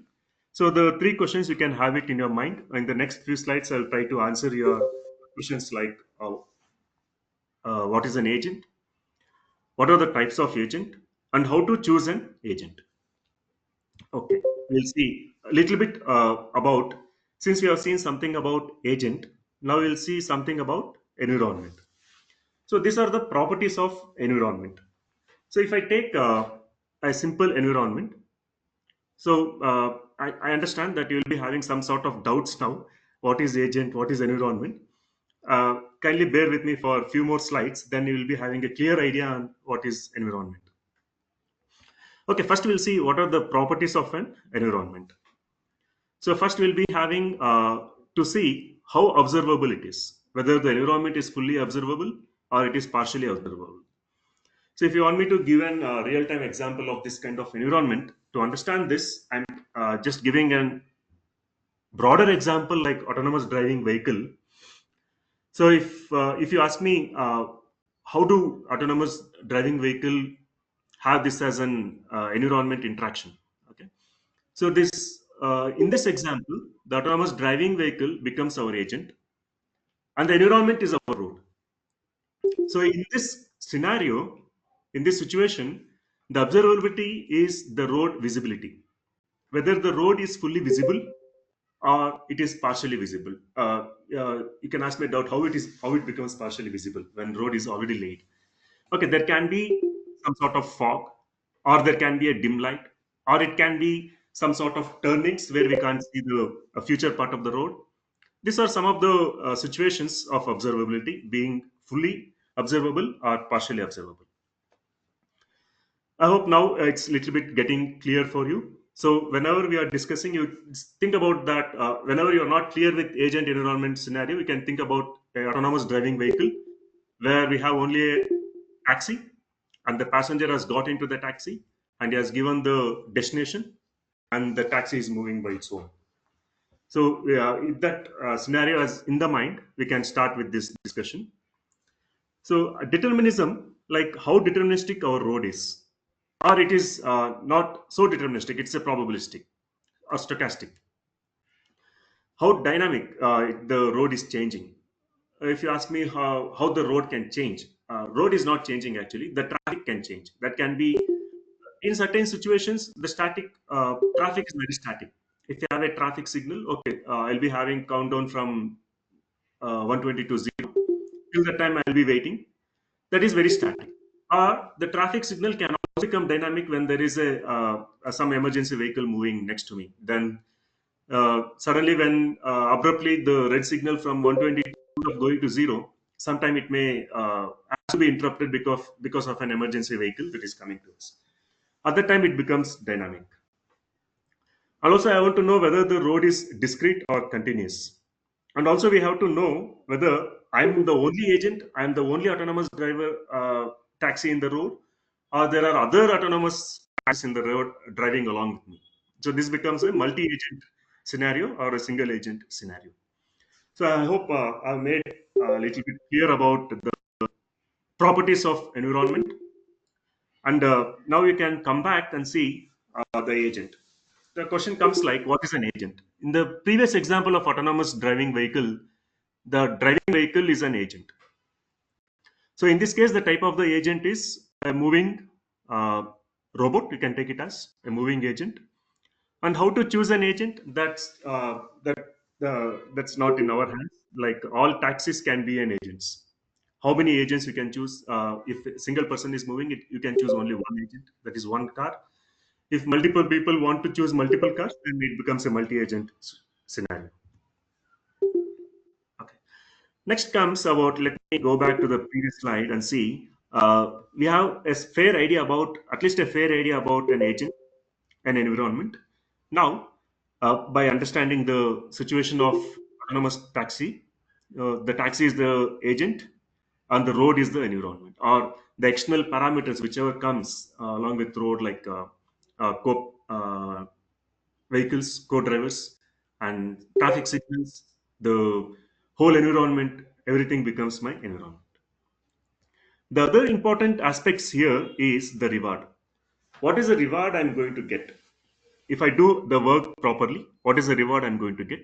If I don't execute the work given task given to me properly, what is the reward I'm going to get? And what is the action I have to take based on this reward? These are the few things we have to understand now. Since we have discussed about few things about agent and environment, now we'll start discussing few things about reward, state, next state, and action. So that this completes at least the initial block diagram of reinforcement learning. Okay. Yeah. Coming to rewards, a reward can be a scalar feedback.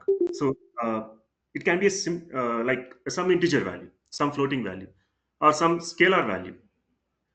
I hope you understand the meaning of scalar value. It can be a simple scalar value. It can be so simple scenario where we just give back only a some value, a scalar value like 10, 20, or -1, -10 for a negative reward. For a positive reward, we'll be giving 1, 10, or 20 based upon the achievement, based on the kind of scenario it is. We are going to give the reward for that. So, what is the advantage of this reward? How to give this reward? What is this reward, first of all? Okay, this is what the questions that will be rising in our mind when we think about the reward. Yeah, we'll take step by step. So, the reward indicates how well the agent is performing at that instant of time. Let's take an instant of time t where the agent has to move from one place to another place. We'll take as simple as that. The requirement of the agent is only to move from position X to position Y. That's all is the requirement.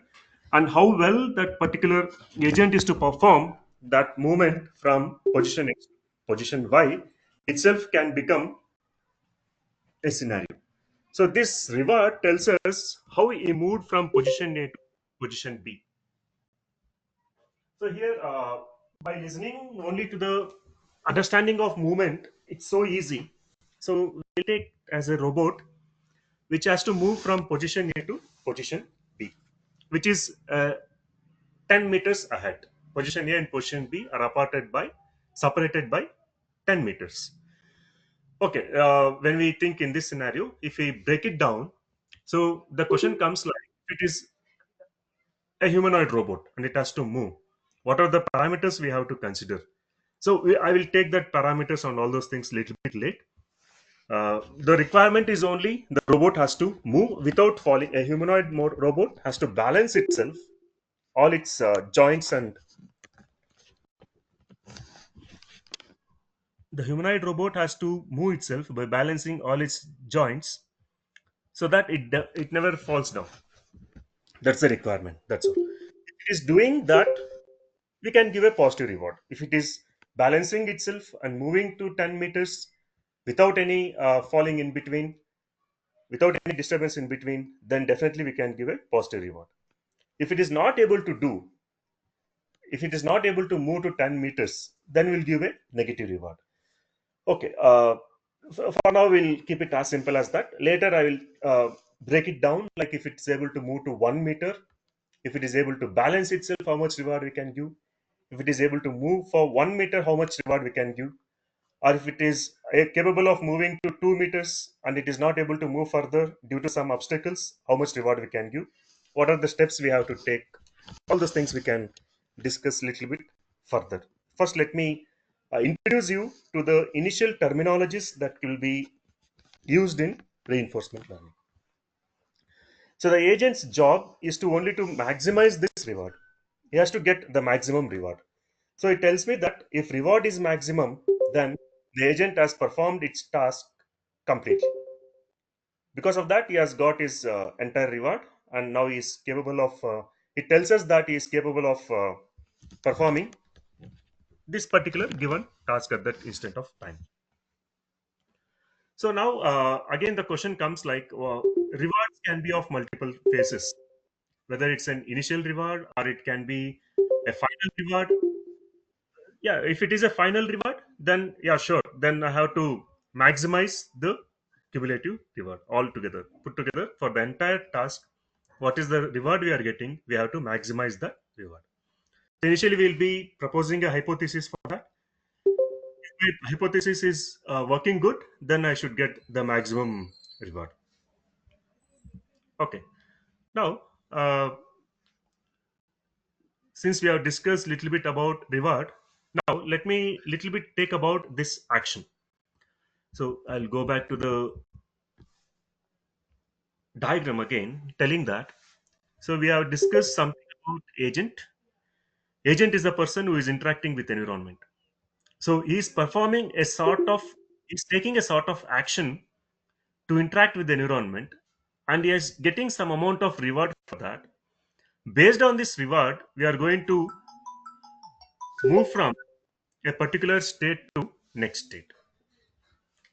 Yeah. Let me go. Okay. Now I'm an agent, and I have performed some task, and I've got some reward. But the problem comes, like I already told, this is not a sequential circuit, a sequential design. This is completely non-sequential. There is no master clock which is controlling all the IPs so that I can get signal in synchronization. I never it never happens that. It is always asynchronous. Like I took an action, I got a reward, but before reward, I take some other action. The rewards can be delayed. But overall, put together, my end goal is I have to maximize the total reward. So it can be a scenario like where I'll be taking a small step and I'll be getting a negative reward of that. But if I follow in the same direction, my intuition tells that I may get a better reward. In that scenario, the immediate rewards doesn't make any impact. So it always tells us to go for a long-term reward so that we can if we are failing at the initial stages, but definitely we may achieve a longer reward, I mean a bigger reward, if you are moving in that direction for a longer term. Okay. Some of the examples that we can think of as a long term reward making is a financial investment. So initially when we invest in some mutual funds or something, we may get due to market risk, we may not get a better returns, but over the years we may get a better. Yeah. So when you are creating some sort of a chess game, initially we make a move to block the opponent, thinking that he may be threatened for us in. So we'll be blocking for future. We are blocking his future moves for that particular chess coin. So now we'll see, as we have discussed something about an agent, an environment, a reward, action, a state. So now let me put up all together and see what is this reinforcement learning is. So broadly speaking, initially you can have two key parameters here as a agent and an environment. Now the agent is in a state called initial state, some state that can be ideal state also. Let's take the agent is in idle state. Now the agent has to move from idle state to a next state. So what is the criteria to move from the present state to next state? It can't stay forever in the idle state. It has to make some movement from the idle state to next state. So what is that next state? Is a particular action. The agent takes an action or makes an action. How the agent makes an action is by taking the information from the environment. So we are taking the information from the environment and we are making an action for that. So if you ask me, actually, agent will be interacting to the environment through a sensor. It senses the current state of the environment. Based on the current state, we are going to take an action. Because of that, we are going to a sorry, we are going to a next state. Based upon the action that we have taken, we will be awarded by a reward. If it is a positive move, we are going to get a positive reward. If it is not a good move, then we are going to get a negative reward for that. All the rewards that we are accumulating will we can think of that we are putting that in a some sort of table. vector table. So in the table, we'll be having the inference of the particular action that we have taken. Because of that, what is the reward that we have got, and we'll be putting that in a table, a vector table for a particular action. What is the reward we have got? So you can like you are in a present state. You sensed some information from the environment. Based on the information, you made an action. Because of that action, you got a reward. So that can be a positive reward or it can be a negative reward. When you have made some action, so now you have moved out of your present state. Now you are no more in your present state. You have moved out of your present state and you are going to next state. That's what we represent it as xst plus 1. So I am mentioning that we are moving to the next state. Now the question comes like, how can we mathematically formalize this kind of reinforcement learning, which is so dynamic? Because you are moving from one state to another state, there your environment is completely changed. uh, let me break it up. Let's take you are in a present, you are in one position in autonomous driving vehicle. You are in position x. Now you have moved to position y. There your environment is completely changed. In position x, the road was very clear. You didn't had any obstacles or any speed breakers or any traffic light. No interruption was there. Because of your action, you moved into next, that is state s plus t plus 1. There the environment is completely changed. Like you will be having there, you can be having an obstacle, you can be having an some other interrupt. That interrupt or obstacle occurred because of your action at. So based upon your next state, you'll be getting your reward for this transit. Okay. Okay, then when we move to next state, do we save the history of this particular state? Do we save this, or this is necessary for us? Yes, definitely this is necessary. As I told, this all becomes a vector table for me, a lookup table. You can, if you're some sort of uh, VLSI design engineer, or not even VLSI design engineer, like it can be some sort of a developer, you will be having a lookup table always to tell, if I take going to make this kind of move, this is what the reward I've got in the previous state, previous run or previous iteration. So definitely, if I'm going to make this move again, this is what I'm going to. So you not have to uh, do the same experiment again.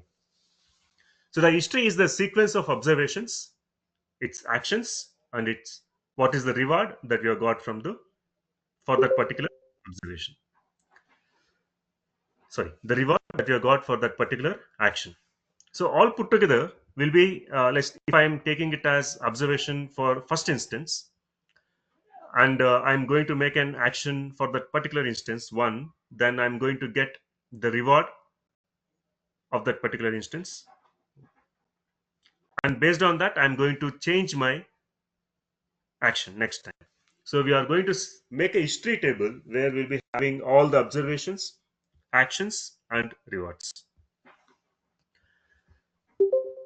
Then and also the question comes like, when if you are taking up same repetitive, if it is a periodic situation, like same passenger is coming again to the same robot and is giving the same destination, do we go back to our history and take up the example, take up the road from that and move? No, because the agent selects the actions. So sometimes the environment would have changed, so we can't completely depend on the history, but up to some extent we can have the history with us for that particular instant, and we can move ahead in that direction. So state st is the information used to determine what happens next with a function of history. So we don't completely depend on history, so history becomes a function for that particular state. If we depend, we may not depend. As if we completely depend on history, then there is a possibility that that environment has been there is no guarantee that the environment is same compared to the previous day, and uh, we can't assure that. So always history becomes only a function, not a completely deciding parameter. Okay. Before going further, if you have any intermediate doubts or any questions, you can definitely ask.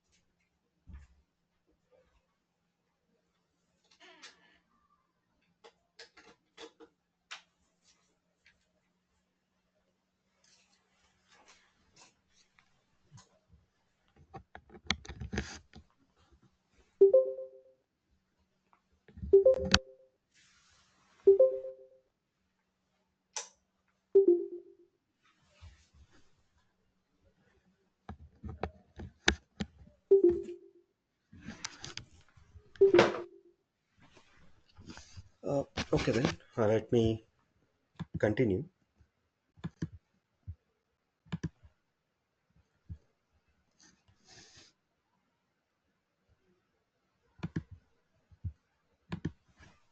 Okay, so being understood what we mean by environment, an agent, reward, state, present state, next state, and action. So let me get into little bit reality of the concept of today. So the environment state tells us the representation of that state only at that particular instant of time. So it doesn't guarantee telling that it will be same for the whole duration or whole scenarios. It can be what we see today may not be same for tomorrow. For instance, uh, something which is observable today may become unobservable tomorrow or partially observable tomorrow. Let me give some more detailed understanding of that. Let's take autonomous driving vehicle example itself. So if that particular passenger is coming into the vehicle, let's take in the evening at 6, that scenario, that observability of the road will not be same as we take up the morning situation where there is fog. So now I think it should be clear for you, telling that the environment cannot be, even though it is same scenario, it cannot be same at two instants of time. So it always changes with respect to time. So sometimes whichever is completely observable may become partially observable, or sometimes it may also become unobservable, depending upon the instant of time. So in that state, in that situation, what should be the state of the agent? Because agent already has history. The history tells this is the scenario or this is the action you have to take in that particular uh, instant or in that particular situation. But because of the information, extra information that we sense from the environment, now the agent state should be like, do he has to move in the same uh, uh, road which he followed in the evening, or he has to take some other road in the morning due to non-observability or due to fog or due to some huge traffic in the peak hour. That all depends upon the reward.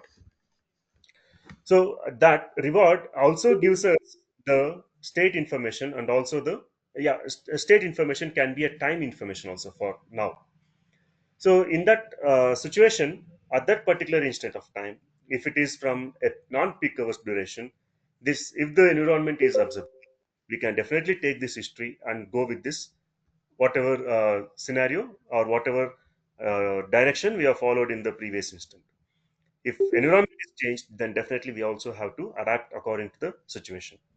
So here two things comes hand in hand, like what is the sensing information we have through the sensor, and what is the action we have to take in that situation for that particular instant time or state, and what is the reward that we are getting for that state. So whenever you are getting a reward, that means that you have taken action from state S to a state S plus 1. Then you will be getting a reward. If it is a positive reward, you can get a positive. If it is a positive reward, you can take that it is a positive move. If it is a negative reward, you can take that as a negative move. So generally speaking, as I discussed in the previous slide also, it is a function of history. It doesn't, we would definitely don't depend completely on history, but we can make it as some function of history. Some part of history we can take to a some amount. Then how this history is dependent on? How this history is dependent? So for all, not all major reinforcement learnings make use of this Markov state. The Markov state tells us that a particular state gives the full information or useful information from the history itself. The Markov state, I repeat, it gives the useful information from the history. It tells us that it assumes that it has all the information whatever is required. This is the hypothesis, you can take it as. So the assumption I have kept here, the assumption is it assumes that the state at time, that's the next state, the state at time t plus 1 depends directly on the state and action at time t, but not on the past states and actions. This assumption that we make in a Markov state. So let me make it a little bit simpler. Uh, so it makes an assumption that if you're in a, let's take you are in a state t plus 1. So how you came to t plus 1 is independent of your previous states and actions. It's in totally independent.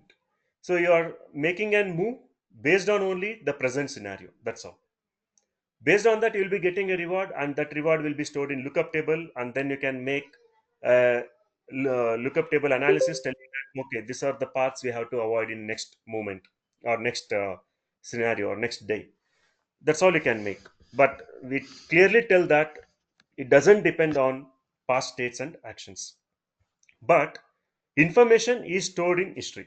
You can make use of that information, and depending upon the sensing information and also the history information, you can take a action for moving from state 1 to state 2. But definitely we should not depend only on the history. The Markov state, a particular state is Markov if and only if it is not dependent on your past states and actions. So you can move, it's a probabilistic scenario, you can move from one state to another state, and the future doesn't depend upon your past history.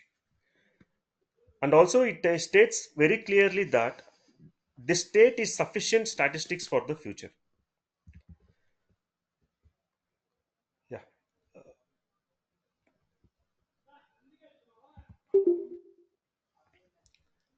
Now observe, now understanding what is an Markov model, now we'll relate back to our fully observable agent. So fully observability tells us that that particular environment is totally observable. So no problems at all, no interrupts at all, no nothing has changed from our previous scenario to the present scenario. Then in this scenario, can we take up the history? Yes, definitely we can take the history telling that. So in this case, you can have a comparison between the present scenario, present information, and the history information, because in the history you are storing entire detail: what is the state, what is the duration, what is the uh, movement happened, and how much is the reward. So if nothing has changed, if it is fully observable, then we can definitely make use of the history. If it is partially observable, then definitely we can't depend only on the history. So the agent indirectly observes the environment also. If it is partially observable, it doesn't blindly take the distance from the vector table or the lookup table. It senses the environment, it checks for the current scenario, and then only it takes the action. For example, the robot, we all know about the humanoid robots moving from one place to another place. So it will be having a camera vision. Only that tells us what is the current scenario is or current environment is. Then it takes the action based upon its absolute location. And also the trading agent, he can observes the current prices, but he can have the information about the previous days information, like how much the gold rate was yesterday, a week, a complete information about a week or a month data. But based upon only that information, I can't take the future action. The action should only depend upon the current state.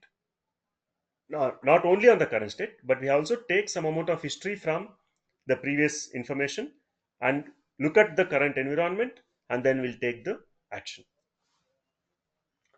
So now the agent also has to adapt. That's the point I wanted to make very clear, that the agent has to adapt and build its own state representation. So the state representation also includes history.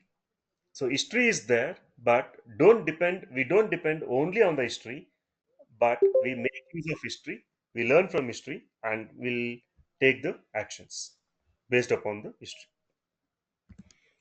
So now, going further, what are the components of this reinforcement learning agent? Okay, let me, if you're not in continuous touch, though, if you're joined late, you'll be having, we are discussing about a reinforcement technique where we will be having an agent, an environment, and there is interaction between agent and environment. Based upon the interaction from agent with the environment, you will be getting some information from the environment through sensors, that we can take it as a sensing uh, data. From that data, we have to look up in the history telling that has this situation previously arisen. If this situation has previously arisen, what is the action was taken and how much reward was obtained for that. If the same scenario is occurring again, then we can make a function of that and we can take our actions and we can check whether we have got same reward or not. If it is same, then definitely we are in the right direction. If it is not same, it has changed because of changes in the environment or the sensor information from the environment to the agent. Then understanding comes like, what are the components of this learning agent? Okay, a agent should have a policy within. So, or the agent should have a value function with it, or the agent should be a model by itself. So I'm trying to break it up. What should be there inside the agent? Because should have some amount of knowledge or intelligence to make the decision. Since agent is making the decisions, he should have some intelligence with him. So, what is that intelligence? Is it a policy, or it is a value, or it is a model? Or sometimes the agent can include all the, or one or two of this above. Sometimes it can have a policy and value. Sometimes it can have a only policy. Sometimes it can have only value, or it can have both policy and value, or it can have a model with itself. These are the things that an agent can have by itself. Now we'll take up one by one, little bit slowly. So agent can have a policy. What is a policy? A policy can be like, let's take a value called pi. This is the agent's behavior for that particular state. So let's take, we have an agent which is at state S, and it takes an action A. Because of this action A, it is going to get some amount of reward. So this can be a policy. So this policy by itself, it can be a deterministic policy or it can be a stochastic policy. Telling that the policy value pi, some representation of pi, it's a static value. It's some constant value that's continuously getting multiplied with the state information, state, present state, next state, and next state. It's some static value is getting added to that continuously. So that is becoming very deterministic. So there is no dynamism in that, no changes in that, no variation in that. It is daily, same thing is happening. In that scenario, you can have some value, some policy, not value, sorry, some policy telling that this is the amount of change that will happen daily, or this is the amount of change is happening. There is no change happening. This is the only value it is getting multiplied. Only the state value is getting changed. So this becomes a deterministic policy. You don't have to build any complex functions for this. Only a static value is sufficient to come up with this kind of policies. But getting this kind of policy environments will be very tough. Always it will be some sort of dynamism added in the environment. Because of that, we should also change our policies. So now we'll be looking at the stochastic policy where it's not a constant. There is some amount of change in the state. Because of that, the action also should be changed. Because of these things, the policy has to be updated. So these policies will be made as a record in the lookup table. These policies also will be made as a parameter in the lookup table telling that for this state, this action was taken and this was the policy included, and we have got maximum reward, or we have got minimum reward, or we have got a reward where it was not an optimal reward. So that, it's not a maximized reward. So now comes yeah, there were policy, there is value, and there is model. Now let's see what is a value. So the value tells for the particular state or action which agent has made, for the particular action which agent has made in that particular state, how good was that particular action. Because of that, see, if you are taking some action, it is moving from a particular state to a next state. Here we can see that because of that we will be getting some reward. That reward tells us how good this particular application was, or particular move was, or how bad this move was. The a positive reward tells good. If it is negative reward, it tells bad. So this value function also tells uh, what can be the future reward. There can be some sort of intuition that okay, this particular move gave me very less reward, but if I continue in the same path, if I continue in the same path, definitely I'm going to get a better reward in future. Then we have to compromise or sacrifice this current state's reward and move further and take up for a better future reward. So this value usually tells us how good or bad that particular uh, movement from state to state. This evaluates to that. Okay. So basically, we are trying to get an expectation from the state through the rewards. So for in a particular state, yes, what is the reward? In the next state, what is the reward? And next future states, what is the reward? That we can identify if we are using a value function. So we have seen something about the policy, and we have seen something about the value, and we have seen something about the state. Now we'll see a little bit about model. So I think this is the same thing what I've discussed in the previous slide. Just for a quick recap, I kept over here. The value function tells us how good the or bad that particular state is. Okay, now we'll move to the model. So what do this model do? So the work of the model is to predict what the environment will do next. So now we can ask me a doubt: how come this environment is coming into this model, uh, like agent? Because we are speaking about the agent. Agent includes a model. Then this model, what do the environment has to do with this model, right? I was continuously telling that the model starts interacting. Sorry, the agent starts interacting with environment. Now we are trying to replace the agent by the model.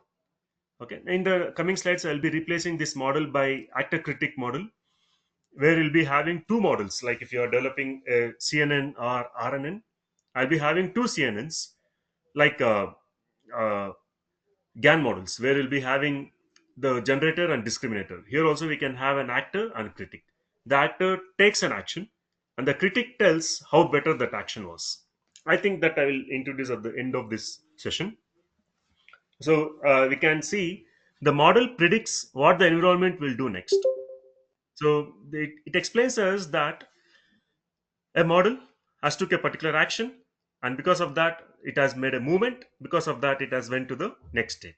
So in that state we'll come to know what that particular environment is behaving through the properties of the environment. So basically we are trying to predict the next state.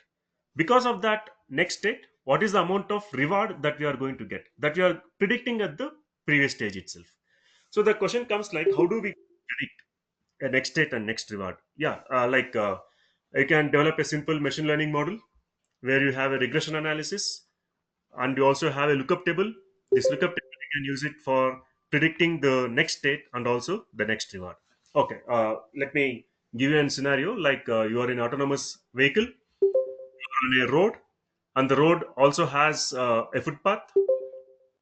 So the next, you can predict the next state from the present state or the existing history, telling that okay, this is the action I have to take. If I take this action, this is the reward I am. This is the amount of reward I am going to get based upon the history. So this kind of regression analysis we can use to tell. Yeah, regression model you can use to tell what the next environment will be like. Okay, so let me quickly tell what I was discussing about is about the agent, what the agent can be like. An agent can be a policy, an agent can be a value, or the agent can be a model by itself. Okay, moving further, let me give you one small example, like the maze example. So you have to start at one position and you have to go to the end position, that is start and goal point. For every step, yeah, I'm going to give the reward as -1. So the actions, what it can take is it can either take north direction, east direction, south direction, or west direction. But it can't take a diagonal movement from one block or tile to another tile. So the we have understood the action. The action is it can move one position to either its left, right, up, or down. That are those are its actions, and the reward is -1 for a good step or good movement. And the current state is its location. The agent's location is its current state. So this is the environment. We have got an environment and we have to make a movement from start point to goal point. So these are all the directions it can take. So I'll not go through this very closely because this is a very common example explained by. So let me quickly tell what is this. If you are in a starting node, if you are at starting point, so we can take a first move and go in this direction and reach my goal point. So if this was not my starting point, the environment got changed. Starting location was something else, maybe somewhere here. This is the direction I have to take. So I should not take this direction. So let's take my position. Environment has got changed, and I'm at this position. So this is the direction I going to take to reach the goal point. Or if I'm at this point, I'll go in this direction because diagonal movement is not. So okay, we have made a policy telling that we have to move from the starting point to the end point, and the only requirement is, yeah, the actions is we will be moving up, down, or sideways. So this is the policy we had, and we have achieved the goal. This is the example for using a policy kind of.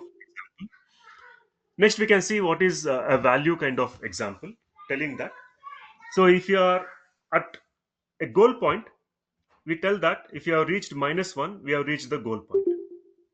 If you are at the starting point, it can be some value. In this scenario, in this situation, I'm at starting point at -16. So if I've reached -1, then I've reached my goal. If I'm not at -1, I've not reached my goal yet. So for every movement, I'll be adding a value of 1.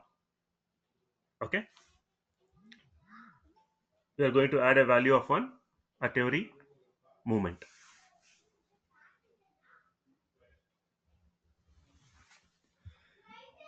So this is the starting point. So I'm adding a value of 1 to make a direction movement. So if I'm coming again downwards, it gives me a negative reward. So telling that you are moving away from your required goal point. So this tells us that from the environment that you have to move in this direction. Okay, let me not spend time here. So this is a model example. So this model example from uh, many trainings, we would have understood that these are all the model scenarios that you can avoid if you are in this particular position. This, if I'm in this position, if I have developed some CNN model with multiple scenarios or samples telling that if you are going to take a negative direction, definitely you are going to end up with a low reward.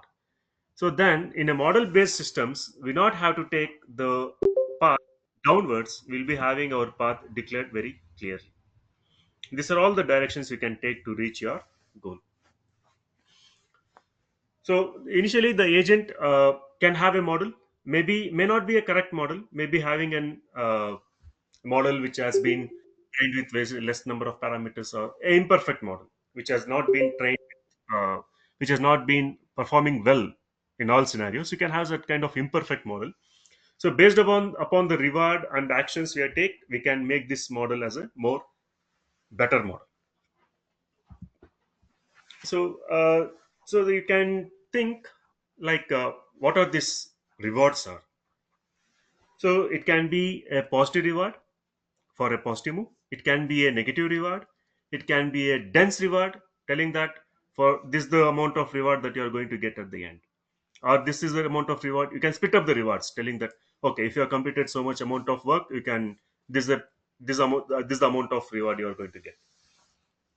So definitely, this reward system is the most critical system that we have to do it very precisely, because this acts on the behavior. Like let's take a scenario like I was telling in the previous itself, I'll be taking up some real-time examples where in the project where we're working for a paralysis patient. Like he has to lift a cup of coffee and drink by himself. A paralysis patient can't do that. So after some amount of a few days of experimentation, few days of effort, you'll be up, at least lift the cup of coffee. Even if he is not able to sip it, he will be at least able to lift the coffee. So if you're not giving him that intermediate award, a reward, telling that okay, this is the amount of uh, improvement you have made, he will not be motivated. You'll not be having a motivation to move in this direction. You'll be thinking that okay, this is not working out. You'll definitely move out of it, that particular treatment. So from the day one where he's not able to even hold the cup of coffee, for a day 30 he is able to at least hold a cup of coffee, and after some 60 days he is able to lift it. So this intermediate rewards definitely makes impact on the entire outcome of the agent. So now moving a little bit technically, so we are thinking about a search algorithm where we'll be having a heuristic space. From that heuristic space, we are going to find an optimal solution. Then the space, if you are speaking about the state space, then we'll definitely have a huge amount of history. You can take it as, or this entire space itself. In that space, we are doing a trial error process where we'll be understanding uh, that means that we have to make the trial of all the outcomes that we have already learned to get to a proper solution. So we have to follow a trial and error process. Then the after doing such amount of huge trial and error process, some a good policy would have been discovered by the agent from the experience that we have got from the environment. Uh, while doing so, we should not lose the reward also. We should get a good policy with a good reward. So how to get this from this entire such space? Let's take a common scenario of explanation, that exploration versus exploitation. So, first, let me see about what is this exploitation. Exploitation is something like we know about the environment. So, if you have an autonomous vehicle, he knows only one road. If he is comfortable, the taxi is comfortable with that particular road. He is not comfortable with any other road. So, what happens? Any request comes from the other agent, other people, it will not be able to take up. Because of that, it's not going to get more amount of reward. So he knows that he knows only that particular road.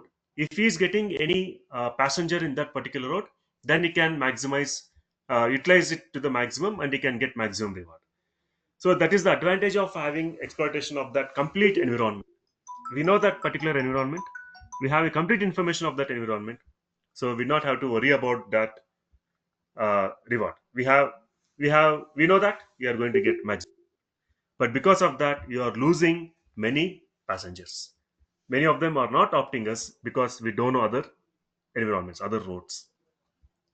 Instead of that, if we have explored the entire Bangalore, then I'll be having the situation of getting more amount of passengers to me. So in that scenario, that definitely helps if I have complete information, complete exploration of all the places. Initially, I may get negative reward, I may get less reward because I don't know that place. To go to that place, I may take more time, or I may burn more fuel, or I may meet with an accident. Yeah, definitely it can happen because the data which I'm sensing and the action I'm taking, it's not syncing. Because of that, few accidents may happen. In put together, I may lose a reward at one or two stages. But overall, put together, if we have the exploration of the entire environment, then definitely my rewards is going to get increased. So it's always a trade-off between having the exploitation and exploration. If you only, yeah, it's a trade-off. If you can't have only one telling that, yeah, this is the only thing I know. You can't tell like that. If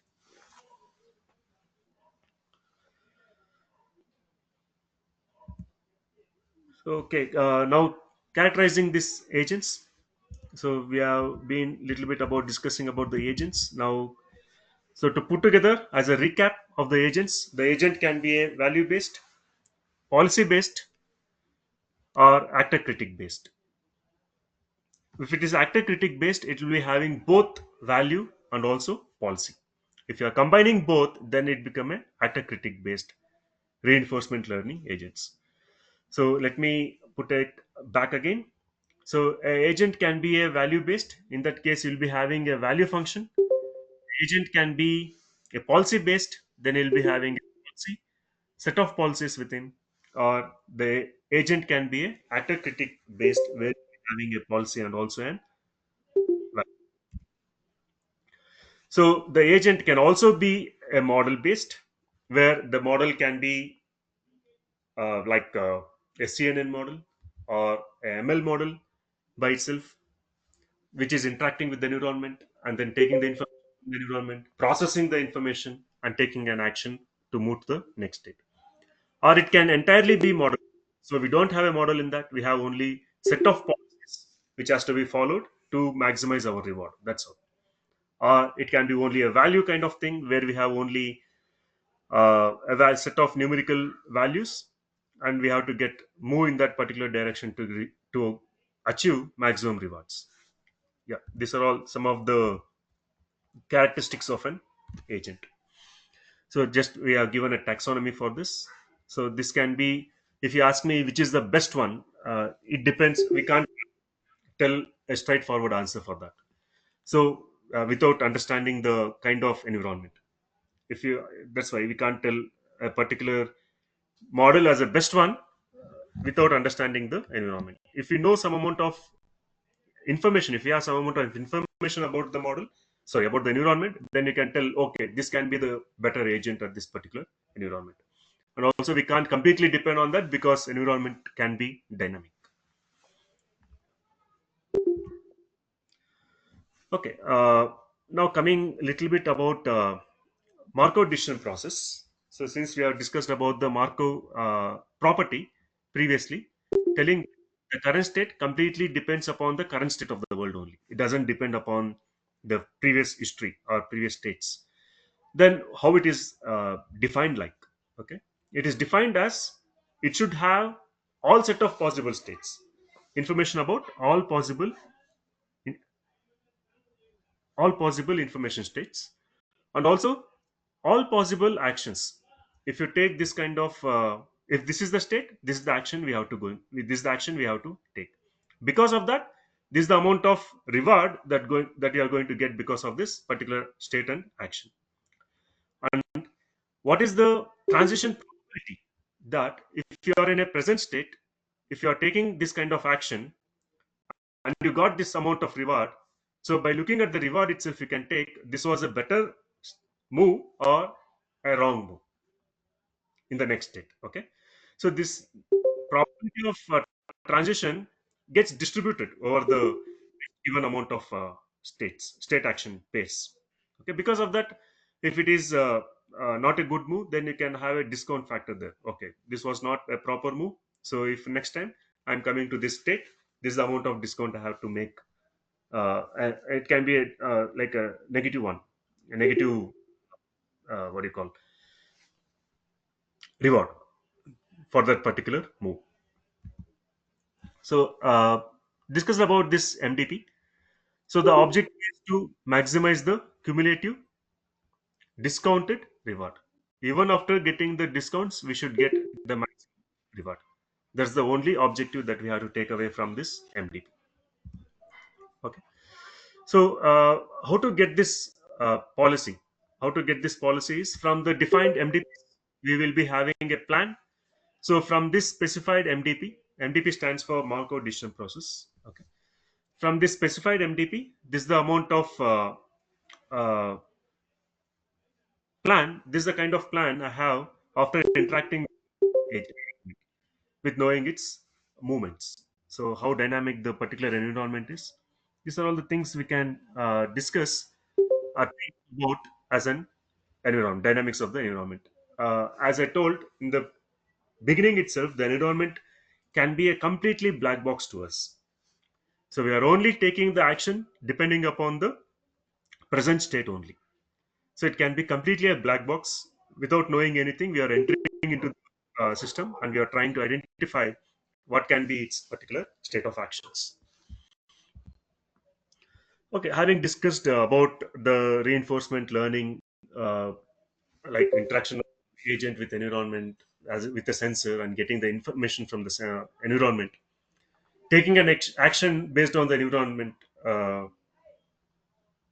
sensed information, and what is the amount of reward that we are going to get to move from present state to next state. Having discussed all these things, there exists a lot of problems with reinforcement learning.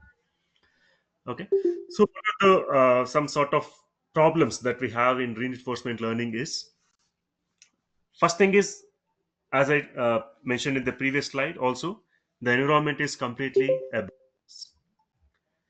So we don't have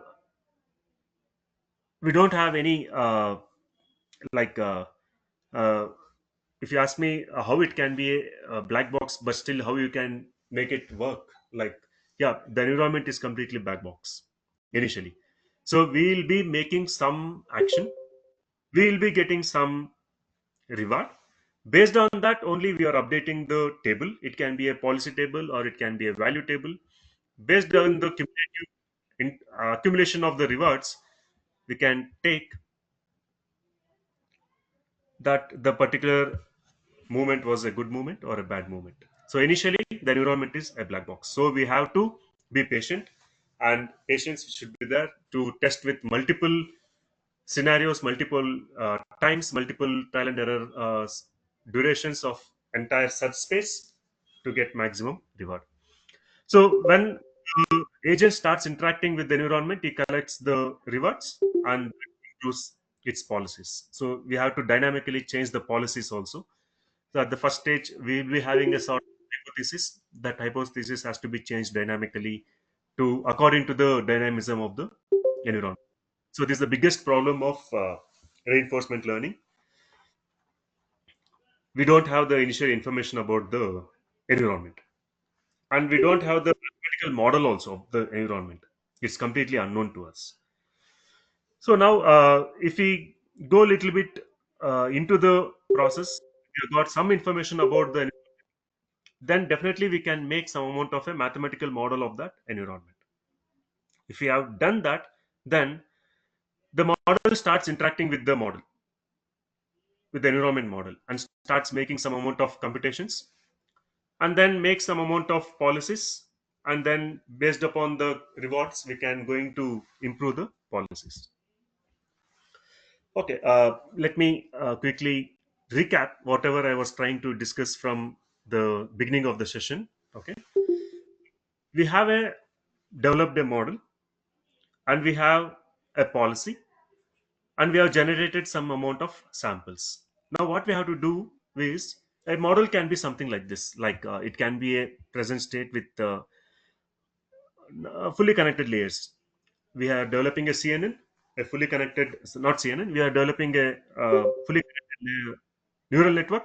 The neural network can be one of the application of neural network, can be anything, like it can be classification or regression, whatever. But we have developed this model, that's all. This model has to interact with environment, and it should have some certain of policies with this. Okay, if this let's take it's an application of classification, a typical classification of having a classification of cat dog images, then the policy becomes like we have to get a proper classification of cat or dog, that's all. So I have developed a model for let's take we have developed a model for classification, a fully connected architecture. Now we will make a run on that. So depending upon the current state, we are going to make a run on it, and we are going to see whether we have got a correct answer or not. If you have got correct answer, then definitely yes, we can go ahead with the same policies, or then we have to improve the policies based upon the feedback that we get from the network, and then take up the next one, uh, and rerun from the samples that whatever we have, we rerun the policies again. This is one example by using the state information, or by using the back propagation, that's the feedback that we are going to get from the training here in this model.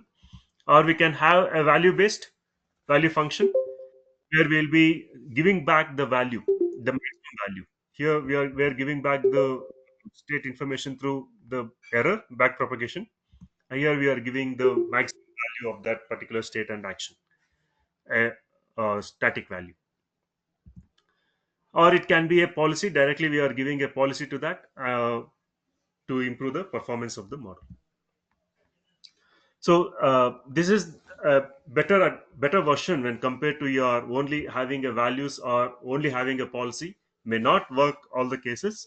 So we combine policies and values to make a actor critic scenario, where we'll be having, it's very synonymous to our like GAN model, where we'll be having a generator and discriminator.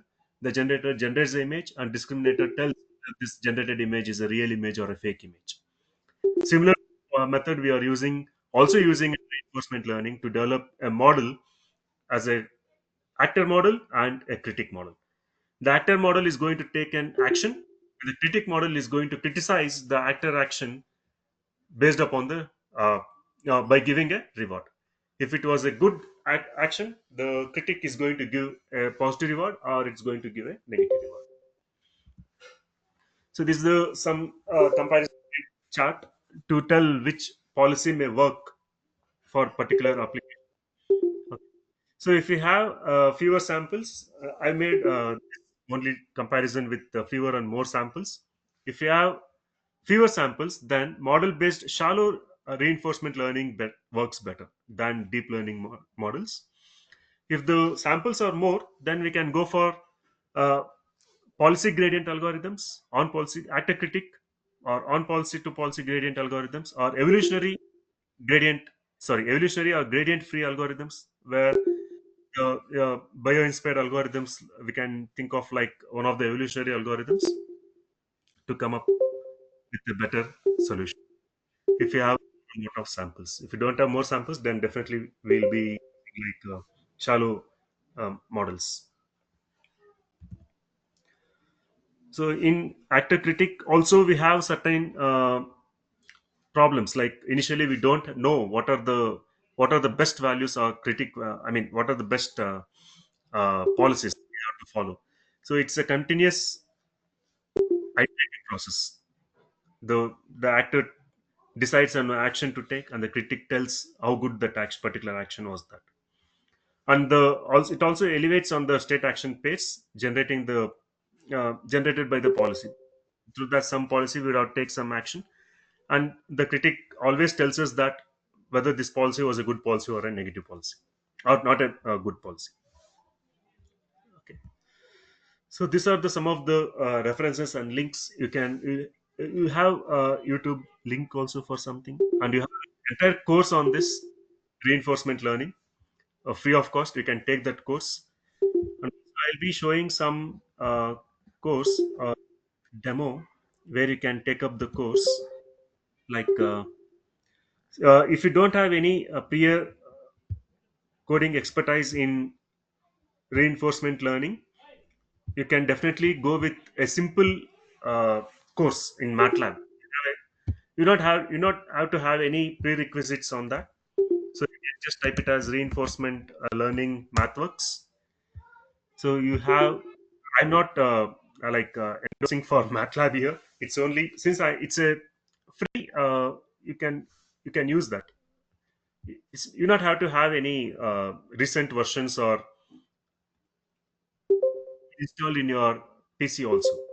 So just you can go for a free trial, and then you can. There is a course on reinforcement learning itself. You can take that where you'll be having an interactive session. Like, uh, anyways, I have that module as a demo for you people. Saturday session where I'll be discussing more about the IP, like protocol development, and how this protocol can be verified by using reinforcement learning. So this is the plan for Saturday, and I'll be showing some amount of MATLAB coding or MATLAB demo where you can use this entire course as a learning material. So these people mainly discuss about Simulink and MATLAB. You not and also I tell that you not have to have any prerequisite for this. So it's very simple, interact. You can get through this. So I take up this demo session for Saturday as we are at the ending stage of this session. So I would like to take up the doubts if you have anything.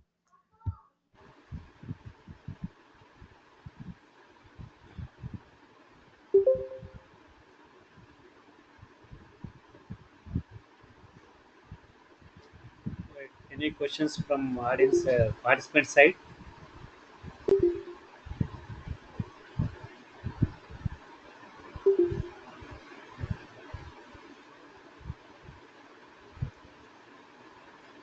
If you have any questions, please unmute your mic and ask.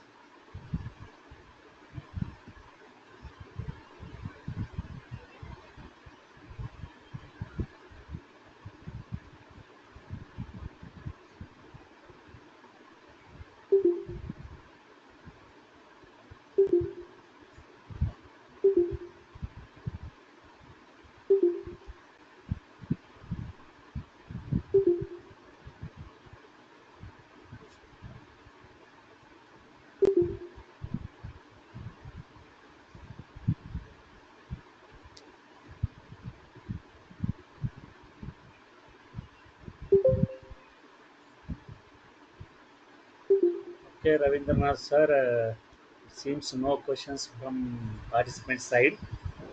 So we end this session here. We will meet again on Saturday 2 o'clock, sir. Okay, sir. Okay. Now I am ending this session. Okay. Good night to everyone. Have sweet dreams. Yeah. Thank you, sir. Okay. Thank you, thank you, thank you, everyone.